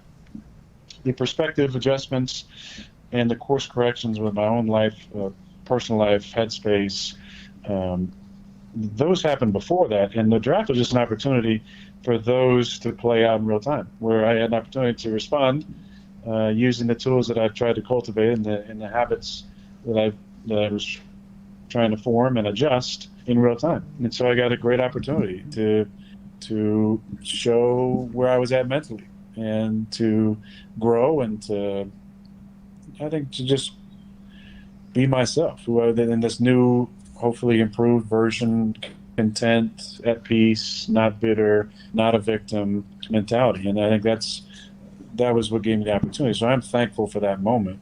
At the same time, just like I've just always kind of spoken the truth and been honest about my opinions about where things are at, and understanding that with that pick, that did take my future to a sense out of my control, and I came to peace with that. But I think, look, for you personally, and watching you made a decision that was in your best interest, right? You basically retired from football. I know you had some injuries and stuff, but you took a leap of faith, right? And you did it with confidence, and ignorance. You obviously surrounded yourself with great people, but it's one that's paid off, right? Yeah, you made a risky to many people, but to you it made sense. For me, that's how I approach things mentally. I wanted to make changes and to step into a different headspace. One that I thought would be a lot more positive and healthy for me moving forward. And so that's why when things happened, there wasn't things happening to me. It was things happening around me. I wasn't a victim of circumstances. I wasn't a victim of things happening to me. I was just a part of a process of events unfolding. But at the same time, it doesn't mean I can't be honest about how I thought those events would affect my future in Green Bay. And I said what I said last year, and it's still a reality, and that really hasn't changed. Have you had a chance to chat with Mr. Murphy at all? Because his clip last week of saying, like, because Rob Domofsky, shout out Rob, by the way, he's watching right now. Shout out Rob. Can't come on the show, ESPN, obviously, but I've never met you either, but shout out Rob Domofsky. He asked the question to Murphy about the contract, and Mark Murphy was so quick, like, yeah, I can't talk about that, okay? And he was like, good try though, Rob, as if that was like a gotcha question, which I don't think Rob thought that was a gotcha question. I think a lot of us thought that was something that was going to potentially happen. Hey, now I know business people handle business people, and you do your thing, but has there been any business conversations by you and your people, or has that been something that you kind of stay out of? Yeah. Did you have a Bob Domofsky quota to hit there? Is that why you had to say his name? No, it's a good name to say if you got a Pittsburgh accent. You know what I mean? Bob Domofsky. I mean, it's a good name. You know what I mean? Like it's a good Damaw. Shout out Bob Domofsky. I got to have a conversation with Bob a few days ago, mostly about Jeopardy, which was great. That was a fun one, and I've worked with Bob for a long time. Look, I think this is a time of year where there's not a lot going on. And, you're telling me. Want stories. I think you look at the last couple years. A couple years ago, it was big story was Matt weren't going to be able to get along, and there was conjecture about everything that has to do with where he was as a coach, where I was as a player, and blah blah blah. And, just a lot of mumbo jumbo in the end. It didn't really do anything. Last year, obviously after the draft, a lot of conversation about things, and that's just the way kind of the cycle goes. There's always going to be conjecture about certain things. This is a slow time, other than tonight with, my Jeopardy and the national championship, there's kind of a slow time for sports. You don't say. Still going on the playoffs yet. Baseball's just getting going, but let's be honest, like the long season, and you might watch the beginning, but maybe not a whole lot till the end of the playoffs. So there's not a lot going on. So this is one of the topics that people want to talk about. Obviously, there was talk about my contract and redoing it to get under a salary cap. Those conversations that I'm sure are ongoing or talked about from time to time. I don't have any updates that from my side. So there's really not a story there. You know what though? The thing about it was you and LaFleur did hate each other. Didn't you? Oh my God! I remember that. Oh yeah. Oh man, you guys. Oh. Dude, Aaron didn't hire him, so Aaron hates him. Yeah. That was the entire conversation at that point. It's nice to know, though, that just like everything else, basically in your life, it's been blown completely out of proportion. Ty, what do you got? Aaron, glad you're enjoying the offseason. Good Aaron. to have you back on and chat with you. Curious, how long are you going to grow the hair out? We thought you might cut it for Jeopardy, but I love the long lettuce. How long are you going to let that thing eat? By the way, I like the mustache next to you. Surprised you don't have one. Ty was so drunk yesterday, he forgot to shave it in this morning. That fair assessment. That's what happened. Good to be back with you. I've been growing my hair out for about a year now, I'd say. No, about 10 months. I think I'm going to just keep on rolling with it. As long as I got my hairline, I feel like it's time to do a little bit of a throwback and to 2007 and just kind of maybe change the narrative around my hair that time around. I didn't, in my defense, until 2008, the man bun wasn't as widely accepted as it is today. I agree. Just a straight pony as well wasn't maybe as accepted as it can be today. So I think there's more types of hairstyles that you can use as a gentleman with long hair at this point, and I'm gonna look into all those different types. I want to let you know, Aaron, as you were talking there, Chase Smith, former host of our show who passed away this weekend, his shirt was hung in the rafters, but as announced at the beginning of the show, it was not securely up there, and it fell in the middle of that. Sorry that happened. Rest in peace, Chase. Rest in peace, Chase. Still in the rafters. Yeah. It is not made to be hung anything in there, but still in the rafters. The hair, though, was there a thought potentially, Jeopardy, for you to cut it? Did anybody say, hey, maybe we cutting the hair? Was that conversation? Because I'll tell you, whenever I was going to have to go to court after the public intoxication, a lot of talk about me potentially cutting hair. Didn't do it. I would assume for you, potential same thing with Jeopardy, being Jeopardy and all that. I thought about it. I also thought about shaving to a mustache to honor Alex, but my hair wasn't long enough that I couldn't do something with it. I felt like we had a nice little comb over going that didn't look too distracting. And I just decided to go with kind of my usual, a little bit of some stubble going and not the neck beard. Sorry, Andrew Luck, but I decided to kind of clean that up a little bit. But there was conversation. I think there might have been some people that wanted me to shave to the skin. I don't do that a whole lot. If that was a prereq to get the full-time gig, no problem with it at all. No problem at all. And whoa! Did you just campaign potentially for the full-time gig right there? You loved doing it, didn't you? You enjoyed the hell out of your time doing Jeopardy? I did. I loved it. Be sure. Hold on, you lost service in the middle of the woods, wherever the hell you are, whether it's in Canada here or in America, on the films. You would love to do Jeopardy more, you say? I would love to be the host of Jeopardy, yes. Man, I hope you get it, dude. Give it to him. The guy wants it. Come He's on. good at everything. He'll shave his face. Come on. Good for you, dude. I appreciate you, man. I hope you enjoy the hell out of your off season up there. Tell the missus congrats on whatever she's shooting up there. Tell her bon chance in whatever she's doing up there in Quebec. Hey, let me just tell you, she's a big fan of yourself and the show. Let's go. She wanted to do a little background, say hello, but she's waving over at you right now.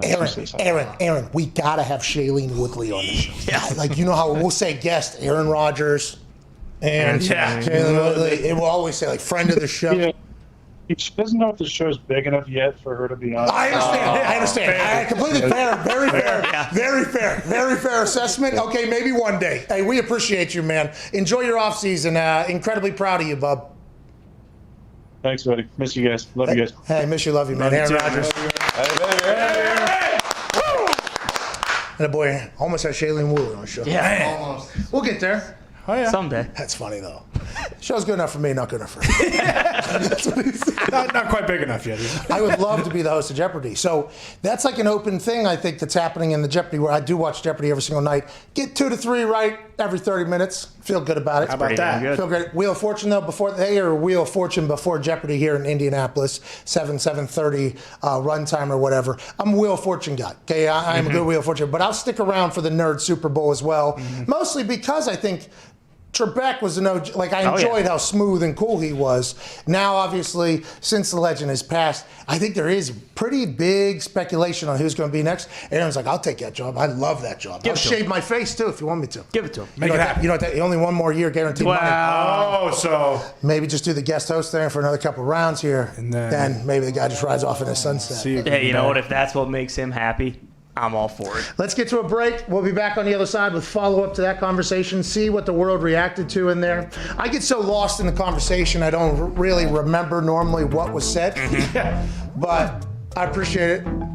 What's that? I just rewatched the video of you the falling. Yeah, by the way, still in the rafters. Yeah. Still in the rafters. Always. Know that. Will be put back in during break.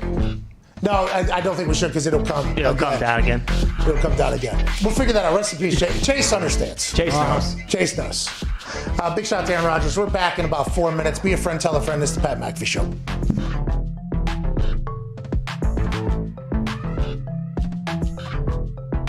You have got to experience so many things, both as a businessman, off the field, and on the field. Is there a moment when I ask this question that pops your mind, like, what's the craziest shit you've ever seen in your entire life? Because there was a time there where it felt like you were just getting dropped into insane situations and the world was like watching you do things. Man vs. Wild, you and that Bear Grylls guy, fucking electric. That was maybe the most electric shit I've ever seen. Is there anything that you think of whenever you think, like, what's the most ridiculous thing you've been a part of? Probably some of the most ridiculous shit I ever been a part of was, I had got the restaurant which I'm in right now, and when we first got it, I would come in here and I would clean up and go outside in the front, sweep up, make sure everything looked nice and shit. And one morning I got up here and I noticed, damn, this is a funky ass smell. And I look, you know what I mean, to the side of my front door, and it's a big ass pile of shit. And I'm talking about human shit. Yeah, and it's right on the side of the door. So I'm like, somebody done came and popped the shit right in front of the door. Like, oh, this shit is crazy. Like, I can't be in here serving food. Motherfucker come walk in and they smelling straight ass cheeks when they come in there. Like, I don't think that's the restaurant I need to eat in. So man, I get the water hose and I'm hosing it down, and I see, we got a couple, dolphins that usually walk back up in front. Hey man, did you do this? Like, oh no. So, one of them owned up to it. I said, man, check it out. So you don't do this no more. Look, you come by here, we get you we get you a broom and you help us, we help you. You feel me? And we put together a little. I put a proposition together for him, and I ain't cleaning up shit no more. It's a win-win. It's a win for everybody on that one. Hey, one of your former teammates. Yeah, hey, everybody wins. You're helping the people, man. That's awesome. That's why people love you. But hey, one of them owned up to it. Just a line of questioning. The line of questioning. His name was Willie. Willie owned up to. Matter of fact, he just left out. He's saying. Sweeping up, he like, hey, what's up? Oh boy, I've been looking for you. You feel? Okay. Yeah, we bust down together up in the front of the restaurant to get it all cleaned up and everything. Hey, you're helping people. Hey, Willie went from shitting outside to working inside. Let's go. Yeah. All right.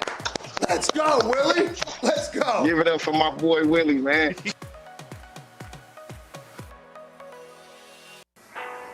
Hey, listen, tonight, you in the red, you in the blue.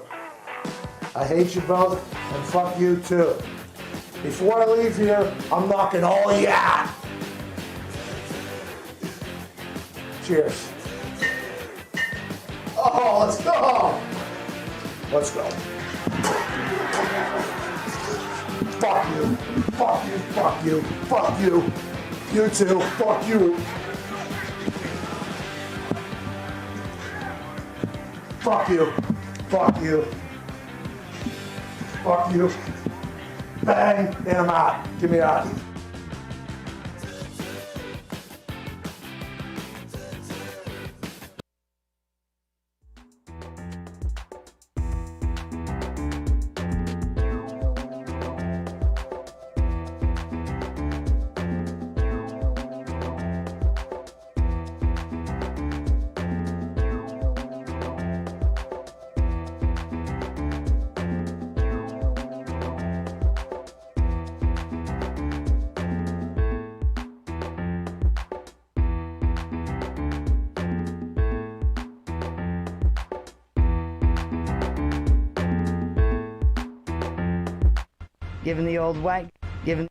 Giving the old white guys something to complain about. It's the Pat McAfee Show. At some point, I guess every time you remind me tomorrow, it's going to catch up.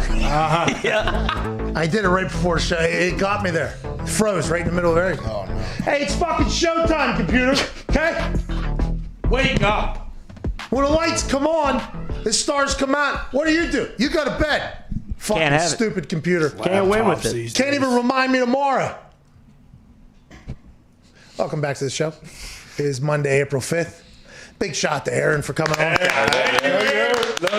So nice. Yeah, there's a lot of things going on the internet from the conversation. Obviously, him saying he would love to be the host of Jeopardy, which I think we would all love for Aaron Rodgers. We have not seen a single episode. No. He's going to crush it the next 2 weeks. By the way, he probably feels as if he did pretty good the next 2 weeks. If he's like, I would like to do this full time. He's not going to say that if he thought it was not. Exactly. Yeah. You know what I mean? Mm-hmm. If we go through the process of things that are said by people, Roger Goodell, full stadiums, okay, do you know the amount of humans that had to tell him that was available? For this one, the amount of people that probably had to be like, hey, by the way, something for you to fucking think about. Yeah. Cannot wait for the next 2 weeks. Congrats to Aaron for that. Woo! Thanks for coming on and chat with us about it. Also, his contract with Nothing really has changed since last year. It's a conversation piece, obviously. He has no update from his side.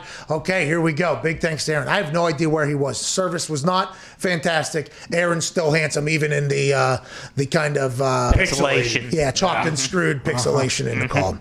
There's a guy playing baseball right now in the MLB that, listen, we like to think around here that in the MLB, the only thing that's fascinating is the bullshit that happens around the sport. Okay? Obviously, you go back to the days whenever they were just eating every single steroid and hitting every single baseball as far as they could hit it. That was the topic of conversation. Then as things continued to roll on, the story of the Houston Astros, where it went from they were banging on garbage cans to wearing exoskeletons where they were getting shocked and they won an entire World Series, which the commissioner called it a piece of metal. I mean, it's just all this shit around baseball has always seemed to be the story for the casual fan like myself. Not the inside baseball people, but the casual fan. Rob Manfred gets up, says something dumb. That generates a much bigger conversation outside of baseball than something that happens inside of baseball. That's a shame for baseball, but baseball's got to figure that the fuck out. Now, with that being said, I think how you figure that out is Shohei Ohtani. Hey, there's a motherfucker in baseball right now that is awesome. There's a guy playing baseball right now for the Angels. Yes. He is from Japan, a city that Boston Conor looked up earlier, named Osho, Japan. Okay. Not 100% sure if we pronounced that right or if that's accurate. He looked that up 5 hours ago. There's no way his dumbass brain remembered it 100% correct, but he's from Japan. He's come over. He plays in the MLB. I remember last year or a year before that, there was a conversation about this guy. Here's a pitcher that can really pitch, but he can also really hit. And I always wondered from outside of baseball, how come these pitchers can't hit? It feels like the pitcher should have an advantage because you know what the ball's doing more. Well, I guess the amount of work it takes to be a good batter and the amount of work it takes to be a good pitcher would kind of fuck you over both ways. You can't be great at everything. So usually to be great at pitching, you have to focus fully on pitching, your body, your energy, your time, your effort. And then to be good at hitting, I guess it's the same thing, especially with the amount that pitching would call. There's a fucking guy now. There's a guy. Yeah. Throwing 100. Okay. Fastest pitch of the MLB season thus far. Threw 100 and I think it was 100.6 documented or something like that. What's that? Yesterday the one he threw was like 102. It was like they say 101.3 on the gun, but he was touching 102. Okay, and then his home run, the exit velocity off of the bat that he hit like 7,000 feet or whatever, 115.2 miles an hour. I guess both of those are the highest in the MLB right now. So the fastest swing of the bat and hit on a ball, one dude. Fastest pitch, same dude. Shohei Ohtani. Yeah. This guy is baseball. He's hitting baseballs, which people get popular doing, and he's pitching baseballs, which people get popular doing. He's doing both of those at the highest level. This guy's going to be baseball for a long time. CC Sabathia, who has been there, done that with everything in baseball, says, this is the best baseball player I've ever seen in my entire life. He said that on the R2C2 podcast presented by The Ringer. And there's other baseball players saying this guy's the best fucking player of all time. He got taken out at the plate on an overthrow or something like that in the game. And as soon as he goes out, I guess he can't hit any longer. So the next pitcher allegedly goes into the batter's lineup where he is. They need to figure it out. They should have a Shohei Ohtani rule. The nights where he pitches, once he gets pulled, he should still be able to hit the rest of the evening. I guess they can have designated hitters, but once he gets subbed out, he can't be a designated hitter. He acts as a DH on days where he's not pitching, which people say is going to catch up to him because he's going to get tired and he's not going to be able to do what he's going to do.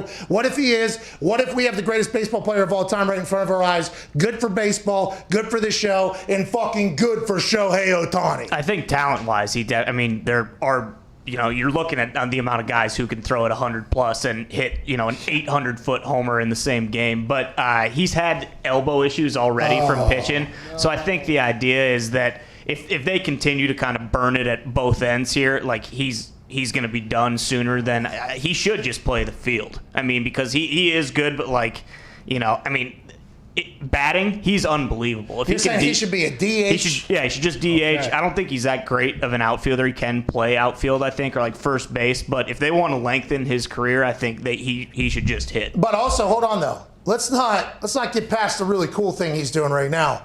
Let the big baseball whacking guy from Japan also throw absolute mud a couple more games, at least maybe a year. But at some point you're saying there's going to have to be a natural transition. There's no way he hangs on to doing both of these, or is he potentially just an absolute freak out there on the diamond? He is, but like I said, he missed a very, very good portion of a season a few years ago.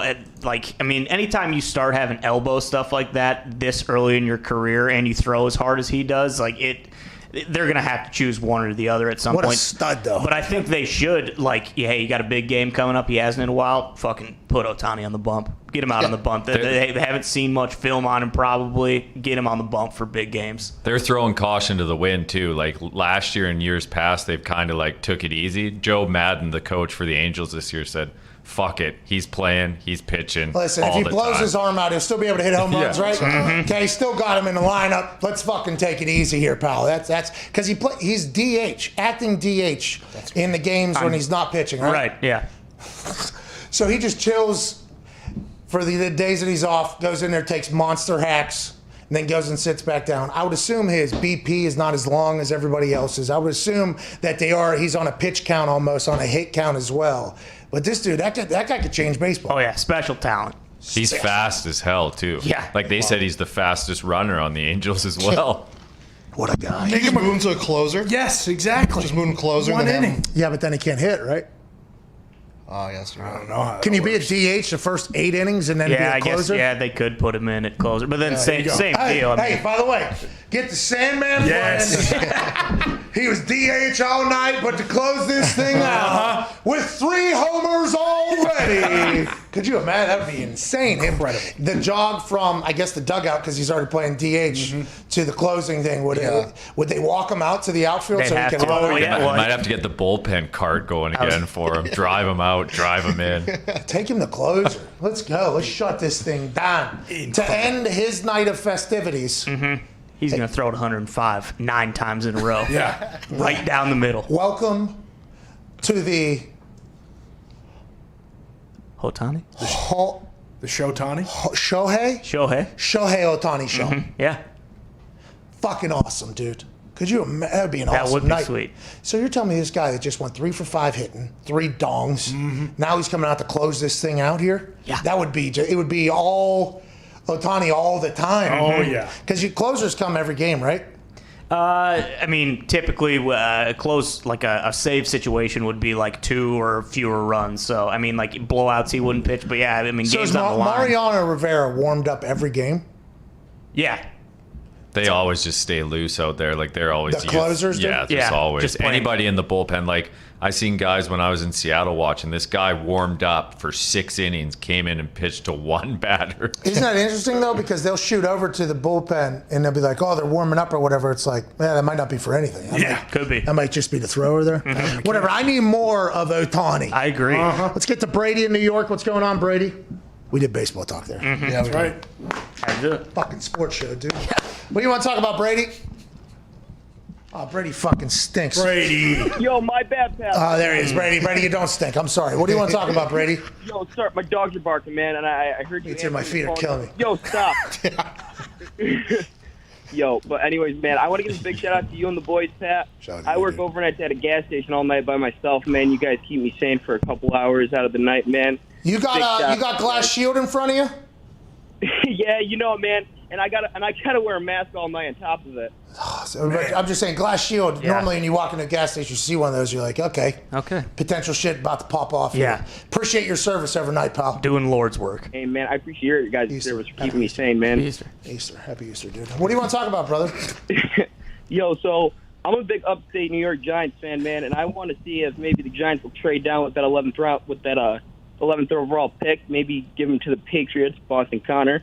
And we can get a few second-round picks, maybe, suit up that O-line that sucks major, And we can start using those weapons that we just signed this offseason, man. Appreciate the call. Thank you, Brady. Good conversation. The Giants, I'm not sure what the Giants are going to do. They're making plays, though. Yeah. The Giants see a weakness in the NFC East. I appreciate the fact that they're going all in. John Mara came out last week and said he's sick of losing and having to explain why. So he's like, yeah, we're investing because I'm sick of losing and having to explain why. That is something that I would assume owners have to do at every meeting they go to. Jimmy from the Colts walks in. Oh, the Colts. I saw that. Lost in the playoffs. Right? Yeah, had a good run, brother. Think about those teams that stink, though, like the Giants. John, not this isn't the year? Huh? Yeah, well, you see, he had a stooge and another one, and then fucking Eli left. And there's a fight in the coach's room. Offensive lineman fought the guy. Next year, though, we'll get back. Yeah. John was sick of that. He said, I ain't doing it anymore. I ain't walking into any of these little private parties and explaining why my particular team stinks worse than every other team. I like it. I don't care what the motivation is to get in the game. If owners are getting in the game, I love whenever they do that. Let's go to Tavis in Minnesota. What's going on, Tavis? Yes, sir. How's it going, Pat and the boys? Not too shabby, Tav. How are you? Oh, not too bad at all. It is Supposed to go on a spring break vacation. So. Oh, where are you headed to? Down Florida, down Texas, maybe Myrtle Beach? No, Arizona. Oh, the desert. Okay. Good luck out there. Proud of you. What do you want to talk about? I got a question for Gumpy and Nick. You guys going to be talking about Frozen 4 at all on that Talkie Talk? Listen, college hockey never making a fucking appearance. Right? Yeah, we won't even talk about it on that Talkie Talk. That's a shame. You should, because that is hockey talk. I love Frozen 4. Frozen 4 is intense. It's awesome, but I mean, it kills ratings. I mean, you just talked about baseball. Give us a break here. You're right. Frozen 4 is better than baseball. Is it? Is it? I don't know. Better than Ohtani? Yeah. Is Ohtani on the ice? So hold on. Is it Ohtani playing all 9 positions? If it's Ohtani playing all 9 positions, I got him over for If a guy plays that many positions, he doesn't have position. Cut him immediately. Yeah, you have 2 quarterbacks. You have no quarterbacks. This guy. But the Frozen 4 is in Pittsburgh this year. Ooh. Oh, so it's even definitely better than baseball. Definitely. Okay. Pittsburgh Pirates had a great weekend. What? The Pittsburgh Pirates had a great weekend. They sold hats, sold season tickets. I think so. I think they won a game this weekend. No way. I think so. The Pittsburgh Pirates. They beat the Cubs opening day. Yeah. Whoa. Yeah. Cubs stink. No, and then we put a beating on in the next 2 games. So. The Cubs stink. I didn't know the Yankees stink. No, we too. actually set all our players. Opening day. Yeah. I respect. Yeah, smart for the Pirates. Yeah. Don't do that. If you're having respect for the Pirates, that means you're honoring stink, which is what you're trying to outstink a stink. Keep stinking, Pirates. Cubs stink. Cubs stink. No. Yankees stink? Yankees did not look great this weekend. Red Sox stink? Oh, yeah. The Red Sox are not good. Oh, no. They're not good. Everybody stinks? No, we're back. The Tigers are 2-1. Let's go! Yeah, all right.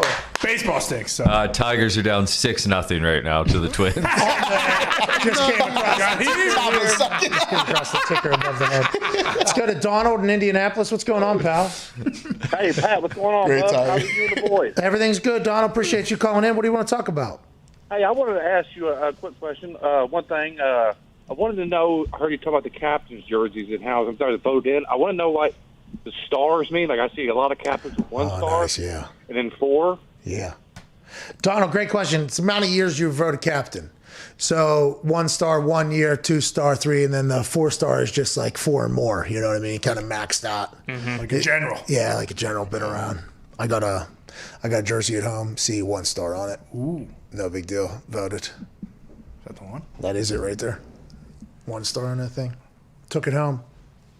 Let me keep that. There's no way the general manager lets me be captain again. That was a real life, in the moment thought. Hey, I'm going to take this home. Why? I don't know if I'll ever get another one. Equipment managers are like, probably right, man. Good call, Pat. Let's get you some other ones. They got me other C's. They got me some. I got a camo C at the house on one of the jerseys. Nice.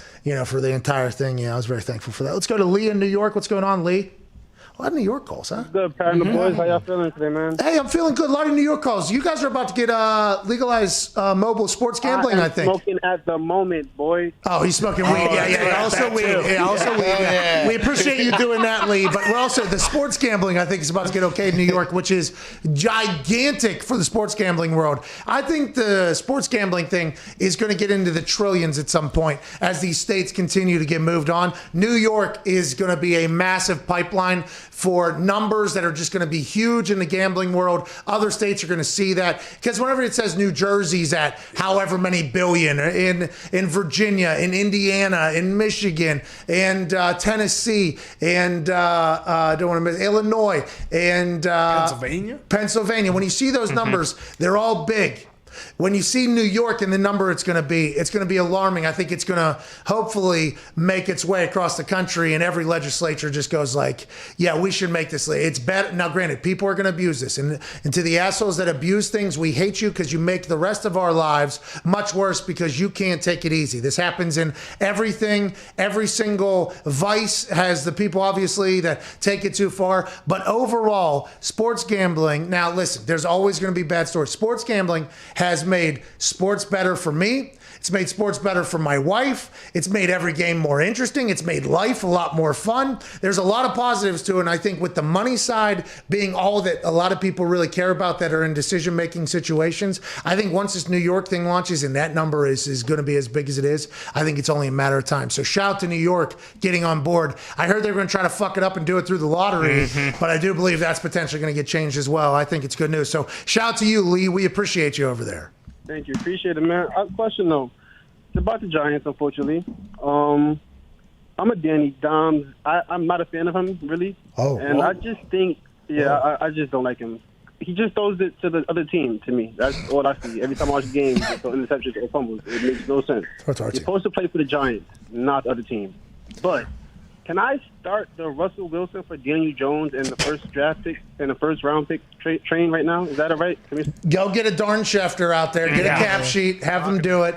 I think they're going all in for Danny Dimes. I'm not sure. Like it feels like they're trying to help out Danny Dimes. Now, they haven't really made as many changes as you would hope to the offensive line. They brought Solder. Solder, they brought him in. They also paid somebody else. I think they're going to try to keep that. But it feels like, Lee, I hate to break to you, it feels like Danny Dimes are given an opportunity for at least another year or so. And he's, he has a chance, and Kyle Rudolph told us this. He agreed with me when I said, watching him play, the way he talks, the way he acts.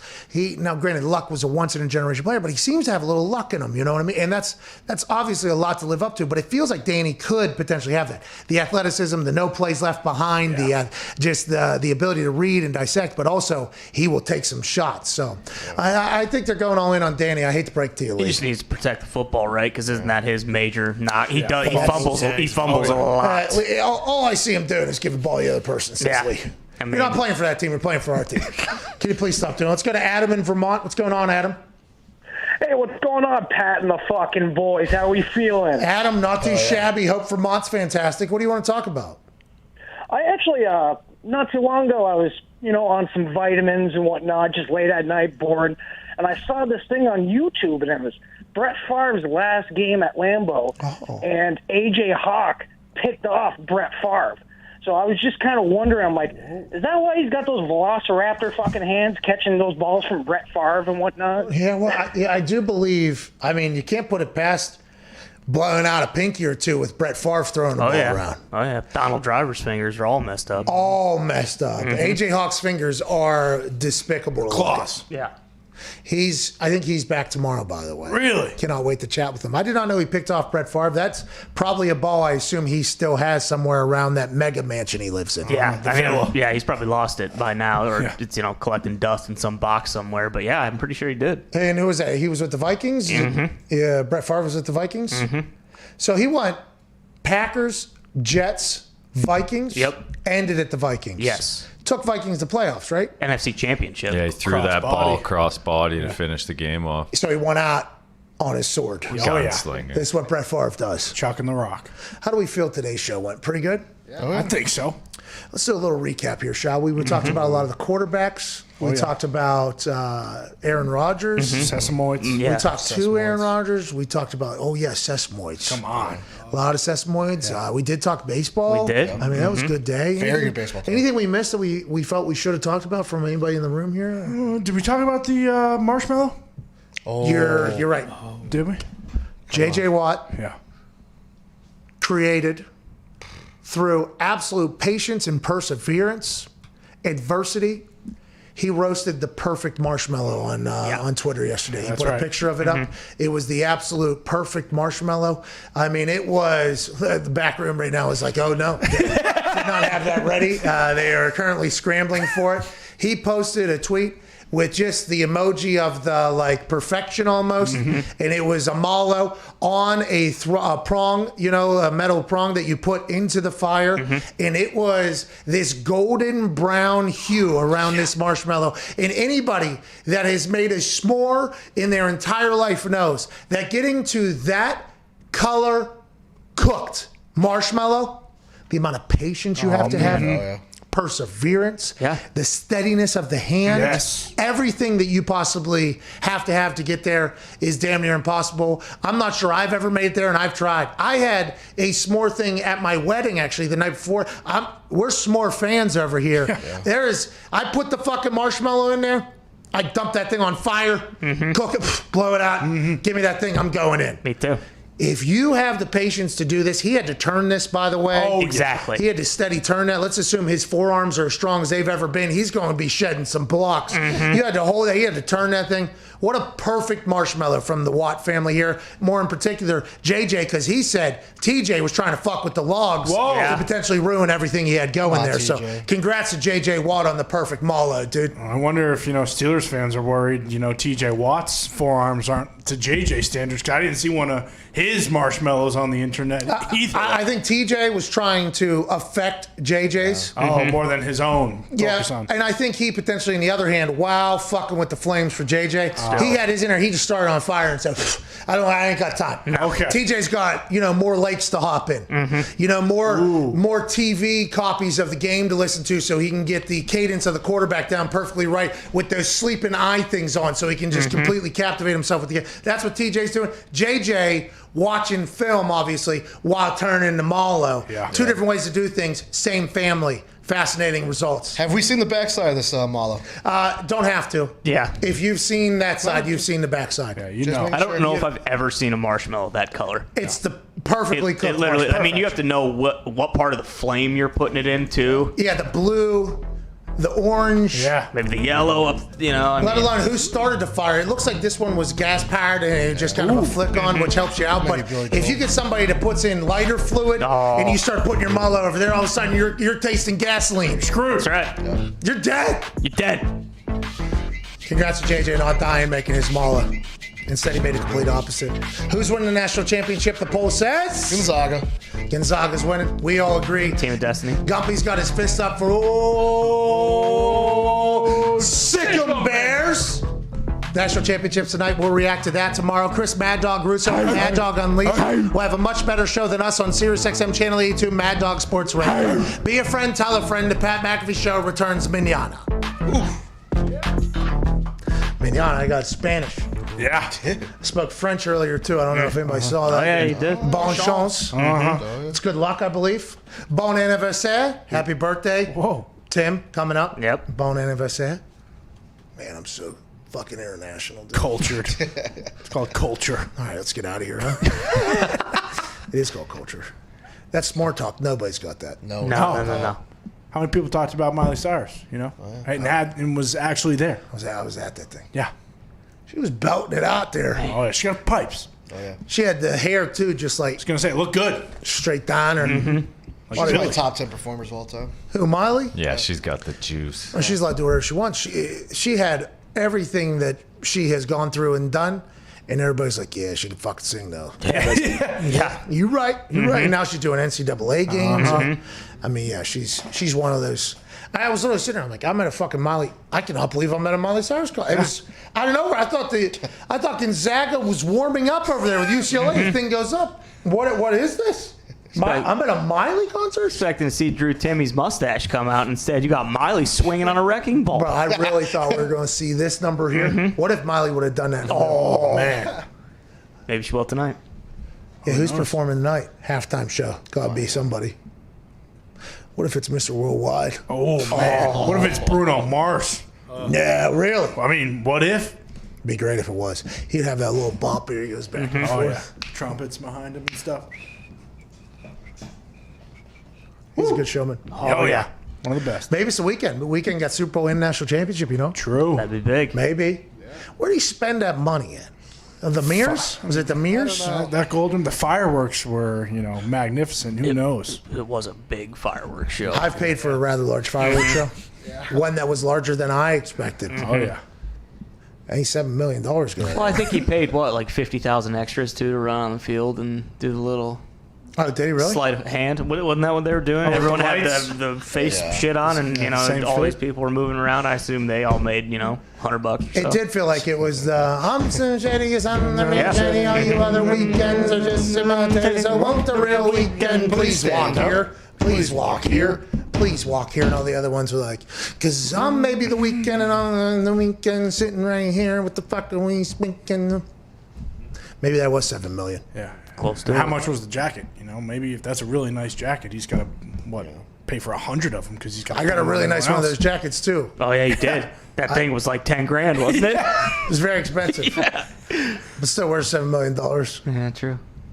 Where'd it go? Must have been in the mirrors. Yeah, I heard he invests in teleportation. Do you think device. he? Oh, to get from to the top to bottom. What if he bought like a dog and a beer for everyone in the stadium? That's very nice of him. It was all the frontline workers Yeah, too. be cool. What if that was a part of the performance? Like, all right, what we need you to do is grab this flashlight, okay, because we're going to spin around, and also here's a beer and a hot dog with either ketchup if you like the taste of hot dogs or mustard if you don't, from the guy that's singing Down There the Weekend. Yeah. What if that's what he did? That probably is what it did. That would set a whole new precedent for these halftime performers. would. Man, what a good guy. It's like it's Ellen DeGeneres' 12 Days of Christmas whenever you go to halftime now with these performers. Yeah. Good luck following that. The Weeknd gave fucking happiness to everybody's gut sack. Yeah. Good for him. And those beers and dogs are not cheap at the No, Super Bowl. especially not Super Bowl. With a Super Bowl post-COVID where nobody's had anything. Yeah. I paid a lot. Yeah, inflated prices over I there. got some of the food for the suite, because TY did it. Or Oh, whatever. sure. And I was looking at the prices, of the food. I was like, what is this? How many do we get? And the lady that was, corresponding for us, she was like, it used to be 12. Now it's only 10 of those, too, for that same price. I'm like, jeez. I was like, thank you so much for telling me. Like, it used to be a shitty deal. Now they actually... They made it worse. Now it's even worse. It's a terrible deal. She was funny. She was very, very funny. I enjoyed it. But it was nice to get back out there, Yeah. Somebody's making money somewhere. I'm happy somebody's making the money. But there are some things that are a bit overpriced out there. Oh, yeah. No phone calls. We're done. Yes. We did it. We did it. Wow. Somebody says 2 ads before the stream. Damn. I don't know what that means. Oh, like the YouTube ads? Yeah, it's like the loading. That can't run. It's like you want to skip this in 5 seconds, and most people hit skip. We have ads running in the middle of this thing? Not in the middle, just right when you start the video. Yeah, whenever you click on a YouTube video and it starts. Oh, at the very beginning. Yeah. Exactly, yeah. Oh, so Stooge here complaining like, Yeah, yo, that's it's not our us. ad. No. It's not You our just ad. wait 5 seconds and then hit skip. Yeah. It's pretty Unless funny. it's a though. good commercial, which, by the way, I think we are... It's been Aldi a lot. Unless it's the recently. We Sagwires. are. If it's the Ball Saxonville Sagwires. Yeah. No, I think we're making one of these YouTube commercials. Oh, Let's go. Hey. For a company, yeah. Yes. We've been asked if we could. And we're like, yeah. They were like, you write it, you do it. It was like, okay. You got it. Sure. Smart, Foxy says. Yeah, until we see. I mean, the conversation's pretty good. The concept is good, but the YouTube commercials, they just shove those right in people's faces. Oh, yeah. Oh, yeah. So we got to remember that. It's an intimate thing. It's going to be a pretty intimate idea. You need to grab them in that 5 seconds. Oh, we're going to get them. yeah. We are going to get them. I think. All right, show's over, I think. Nah. You got no phone calls. Got no phone calls. I mean, Space Jam. Yeah. New Legacy trailer. Bro. How about that? I knew it, okay? And you hear a deep sigh over there from somebody that's from Chicago and absolutely hates LeBron James because LeBron James is obviously in conversation with Michael Jordan. Anytime you talk about LeBron James, you have to talk about Michael Jordan. In our stance, in my stance, not our stance, Zito is firm in Michael Jordan, greatest of all time. Do not even have the conversation. He's from Chicago. Okay, he does his entire thing. But mine is 2 different sports. Yeah. Michael Jordan helped usher in a brand new style of basketball, greatest of all time, whatever. But the basketball that is happening now is much different than the basketball that was happening then. There are no Ty Schmitz potentially putting a hand in the face of Michael Jordan nowadays in the NBA. I think Michael Jordan, Like Patrick Ewing, I think Michael Jordan would have. That's one game. Michael Jordan would have done great. Okay, in the modern day basketball, I think that is. I think he would have done fantastic. The transition would have been something he would have absolutely crushed. But I also believe that LeBron James would have been able to dominate back in the day if that's how basketball was, and he grew up. Everybody said he's soft and everything like that. Well, if he was playing back in the day, he would have known he couldn't have been soft, and he would have been able to make the transition. So what I'm saying is, they're both. You can't. It's apples to oranges at this particular point. So it's not really worth conversation. But now that Space Jam has happened, yes, and that's Michael Jordan's, and it's so well received. What by the Matrix? Everybody, hell, what in the Matrix? Hell, he swore in it. But the entire Space Jam, everybody loves Space Jam. Yeah. And it's not because like Michael Jordan was the greatest actor of all time. It was because Michael Jordan was Michael Jordan in a movie that was an awesome movie. And Michael Jordan did a great job in the movie, but nobody was like, hey, he needs to quit basketball to go into acting or whatever after the movie. It was just like, hey, incredible movie. And I think Michael Jordan said, been there, done that. All right, I'm out. Yeah. So now LeBron's in here now. Okay. He was going to win an MVP already this season until he got hurt after winning a title down in the bubble in which he had a villa down in Disney World or whatever. Found a way to film probably the greatest movie of all time in the Space Jam Reborn, basically. I cannot believe LeBron had enough time to create the greatest movie of all time. Now, granted, Michael Jordan showed him the way. Just like he did in actual basketball. Hey, this is how the game is going to be played. This is what you got to do. This is how hard you got to work. This is the type of person you got to do to make it. Michael Jordan is absolute GOAT, trailblazer, everything. But LeBron has done everything and just been like, okay, now this is how I'm going to do it. And I think people are saying this Space Jam probably going to be better than the original. Whoa! I heard Jordan's in this one. Huh? I heard Jordan's in this one. Oh, really? Yeah, Surprise appearance. Cameo. Yeah, LeBron had to call someone in to make the movie actually good. So I don't know. Whoa, what do you mean? What did I do? Oh, I forgot that there wasn't I get no actors. respect around here. I forgot that there wasn't actors in that first one. Do you remember? Bill Murray. The first one, they were running full NBA All-Star training across the street. That's how many players were in the game. It's nice that LeBron continues to show respect to Michael Jordan and saying, yeah, you can come in this movie. That's going to be unbelievable. Yeah. You think Michael Jordan saved it? Well, probably having all those like characters like Game of Thrones and Iron Giant and Donkey Kong and all those things that sold millions of dollars the last couple of years, but it's fine. It wasn't, I mean... Michael just had Looney Tunes, that's all he had. Well, they're still, I mean, you're telling me Bugs Bunny is not moving the needle at all? Yeah, just one franchise. They had to bring in a million franchises in. Oh, gee. So Game of Thrones, the greatest HBO show of all time almost. Well, not the greatest ending, though. I mean, the way they nailed it in at the end there is unbelievable. I did not see the Game of Thrones reference. I don't know what you're referring to. The Night King's in the front row, and when he comes into the world, they pass Game of Thrones world and stuff like that.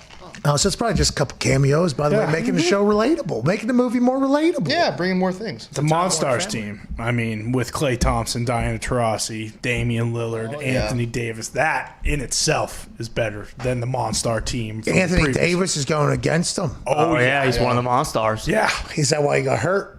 Oh, shit. Is he back, by the way? When's he back? He is still not back. And Him and LeBron are both a fair bit away. Anthony's closer than LeBron, but LeBron's still out for a bit. Are the Lakers... Yeah, they've gone down a little, but no one understands better than LeBron. Hey, this doesn't matter until we make it to the playoffs. Then he'll turn it up, and then... And he's just getting a break right now. Yeah, Exactly. which he did get because he filmed Space Jam. So are the Nets, unfortunately. Yeah, he didn't get a Space Jam. At some point, some break was stolen. Exactly. Which is crazy to think that he went all those extra games, and in like the maybe 2 months he had off, he filmed a fucking movie. Yeah. Yeah, Will Smith done got to deal with this. No. That's what he said. He does say that. He did say that. It's going to be a good movie. Yeah, his kid's the Bryce James, I believe, is the kid who gets lost too in there. So it's a family movie. Like him take care of his kid. Yeah, nonetheless. Of course, that's what Braun does. It's not his wife, right? Hey, and how come he goes, "What's up, Doc?" Like Braun His would have wife's been not in it? Braun, what's up, Braun? Would have been an easy. You know what I mean? His wife's not in it? I don't believe so. She wasn't in the congratulatory thing either when he got his ring either. Hey, listen, I don't know about any of that stuff. I'm just reporting what I see in the trailer. She's private. That's What are we weird. talking The rest about? of the family. She's private. Yeah, the rest of the family's got their Instagrams, their socials. They're all going to be in the NBA probably. I'm actually surprised Lil Bronny wasn't in the movie, though. He was not in there? Do you know? Well, Bronny was smoking dope on IG Live, so you can't be sending that guy into the Space Jam movie. That's why you picked Bryce. All right, that's the show. That's all slander. That's not true. They're both in it. You guys didn't watch the commercial. They're both in it. I did not see his little Bronny in it. Yeah, he's in it, but he's just shooting because he actually likes basketball. How many IPAs did you have before you watched it, man? You drink IPAs? I would have never guessed you're an IPA guy. You're an IPA guy? Yeah, I do like IPAs. Whatever gets you drunk is fastest. No, but those ones are heavy, though. Oh, yeah. Oh, yeah. Those are heavy bucks. But some of them are like 15%. So bingo. You have 3 of those. Yeah. This guy. Get the ice, dude. Just get the ice versions. Bud Ice, Natty Ice. Uh-huh. All right, that's the show. Come on, Baylor. All right, let's make our picks right here. We do not have a Hammer Don today. That'll continue tomorrow, I believe, 4 p.m. live. Hammer Don. I like Gonzaga by 45 points tonight. Yep. I like that. Taking the Zags, taking Timmy, 25 points, Gonzaga. Hey, Baylor can score, though. What's the over-under on this thing? Get on Probably high. Should has to be about 145, 150. There it is. Oh, 159. Jeez. It's way up there. I'm hitting the over on that. I think that's my bet of the night. Over 159.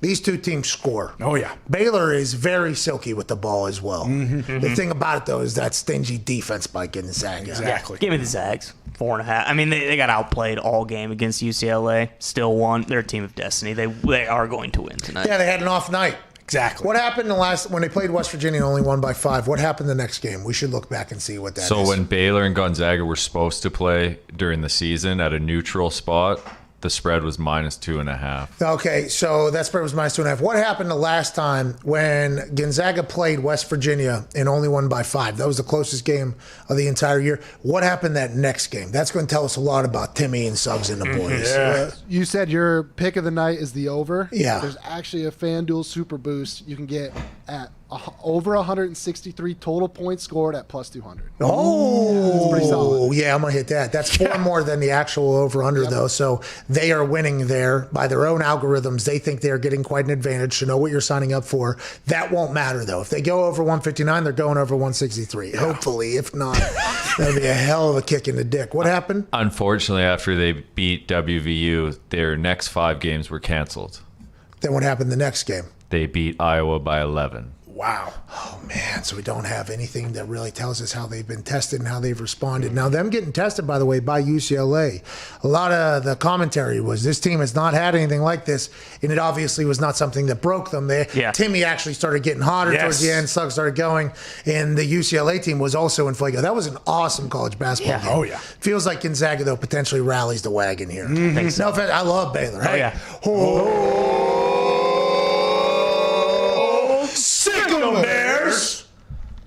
I like Baylor a lot. Yeah. Team of destiny, though. It's Timmy. It's the greatest basketball team of all time. College basketball team of all time. That's right. They're playing in a men's league, it looks like. Everybody's JV. Gumpy's heavy on Baylor. +4.5, and I'll take money line +170. We'll find out tomorrow. That's right. Yes, we will. Foxy, who are you picking? I'm also on Gonzaga. I was just looking at for sure on Gonzaga, no doubt about it. Shit. And you know what? I didn't even know this guy existed, but his name's Flo Thamba. He's +1900 to score the first bucket, so let's count that one Consider too. him out of the game. Flo? Thamba? Flo Thamba. So you have There's to be no on way the that's how you court. pronounce his name. It's probably just Tomba, if I had to guess. Sounded better though. Did it? Did it? What if that's his name? Flo Thamba. It's got a good ring to it. Thamba. Yeah. Does this guy play at all, Foxy? Maybe Does he that is start? his name, by the way. I'm just saying. You just automatically saying sounds better than Tomba. It's quite a... Hey, John Wayne Gacy's fucked up. Yeah. Dude. He is. I'm slowly rolling through that. I guess there's a couple more things I'm about to... It's very heavy. Yeah, you have to watch it. Very, very. Yeah, it's tough. There's a lot going on. Oh yeah. Don't look at me. Don't look at Yeah. me. We covered this, okay? This guy was a shitbag long before he was in Waterloo and long after he was in Waterloo. Okay, all right, maybe. Hashtag thank you, Aaron. If you tweet hashtag thank you, Aaron, automatically enter in to win. How much you betting on that game tonight, Foxy? $100. Okay. Sick, dude. Would you want me to lie? Well, it's smart to bet whatever you want to bet, but there's no way we can give away that. Here's this. Hashtag thank you, Aaron. If Gonzaga, what's your bet? -4.5? Yep. If Gonzaga covers, okay, we'll give away $5,000. Holy shit. If they don't, Foxy will give away $1,000. Wow. 5,000 and 1,000. Utilize the hashtag thank you, Aaron. And also, with the hashtag thank you, Aaron, put in to the 10th, I believe, is the next number next to a decimal, what the temperature is in the studio right now. Okay, so hashtag thank you, Aaron, with what you think the temperature is to the 10th. So let's say if you think it is 71 degrees in here, make sure you put 71.0. If you think it's 71.2, 71.2. If you think it's 55 degrees, 55.0, 55. Make sure you do that. Hashtag thank you, Aaron. We'll give away the answer tonight at some point, and then we'll find out whether or not we're giving away $5,000 for the Gonzaga cover or $1,000 from Evan Fox for Gonzaga losing. Attaboy, Foxy. And if you also want to say thank you, Aaron, and say like, hey, thanks, bub, to Aaron for coming on. That's awesome. He'd probably appreciate that. I think he's currently quarantining still. Yeah. Hey, Canada's got to lock down up there. Oh, yeah. They're not even letting them play in the other direction, big time. Really? Can't even dine in restaurants right now. Really? So back in Pennsylvania, youth sports wearing a mask on the field. Really? I thought we were going the other way. I didn't know that. So did I. Yeah. I don't know. I think there's some mixed messaging going on. Yeah, big time. But the good news for us is we don't understand any of it. No, we don't. Yeah. But I'll tell you what, we will tell you how it's going. Hashtag thank you, Aaron. What temperature do you think this studio is right now to the 10th? Also, maybe a thank you with that. We'll either give away $5,000 or $1,000, depending on the outcome of tonight's game. We can't thank you enough. Be a friend, tell a friend. We'll see you tomorrow.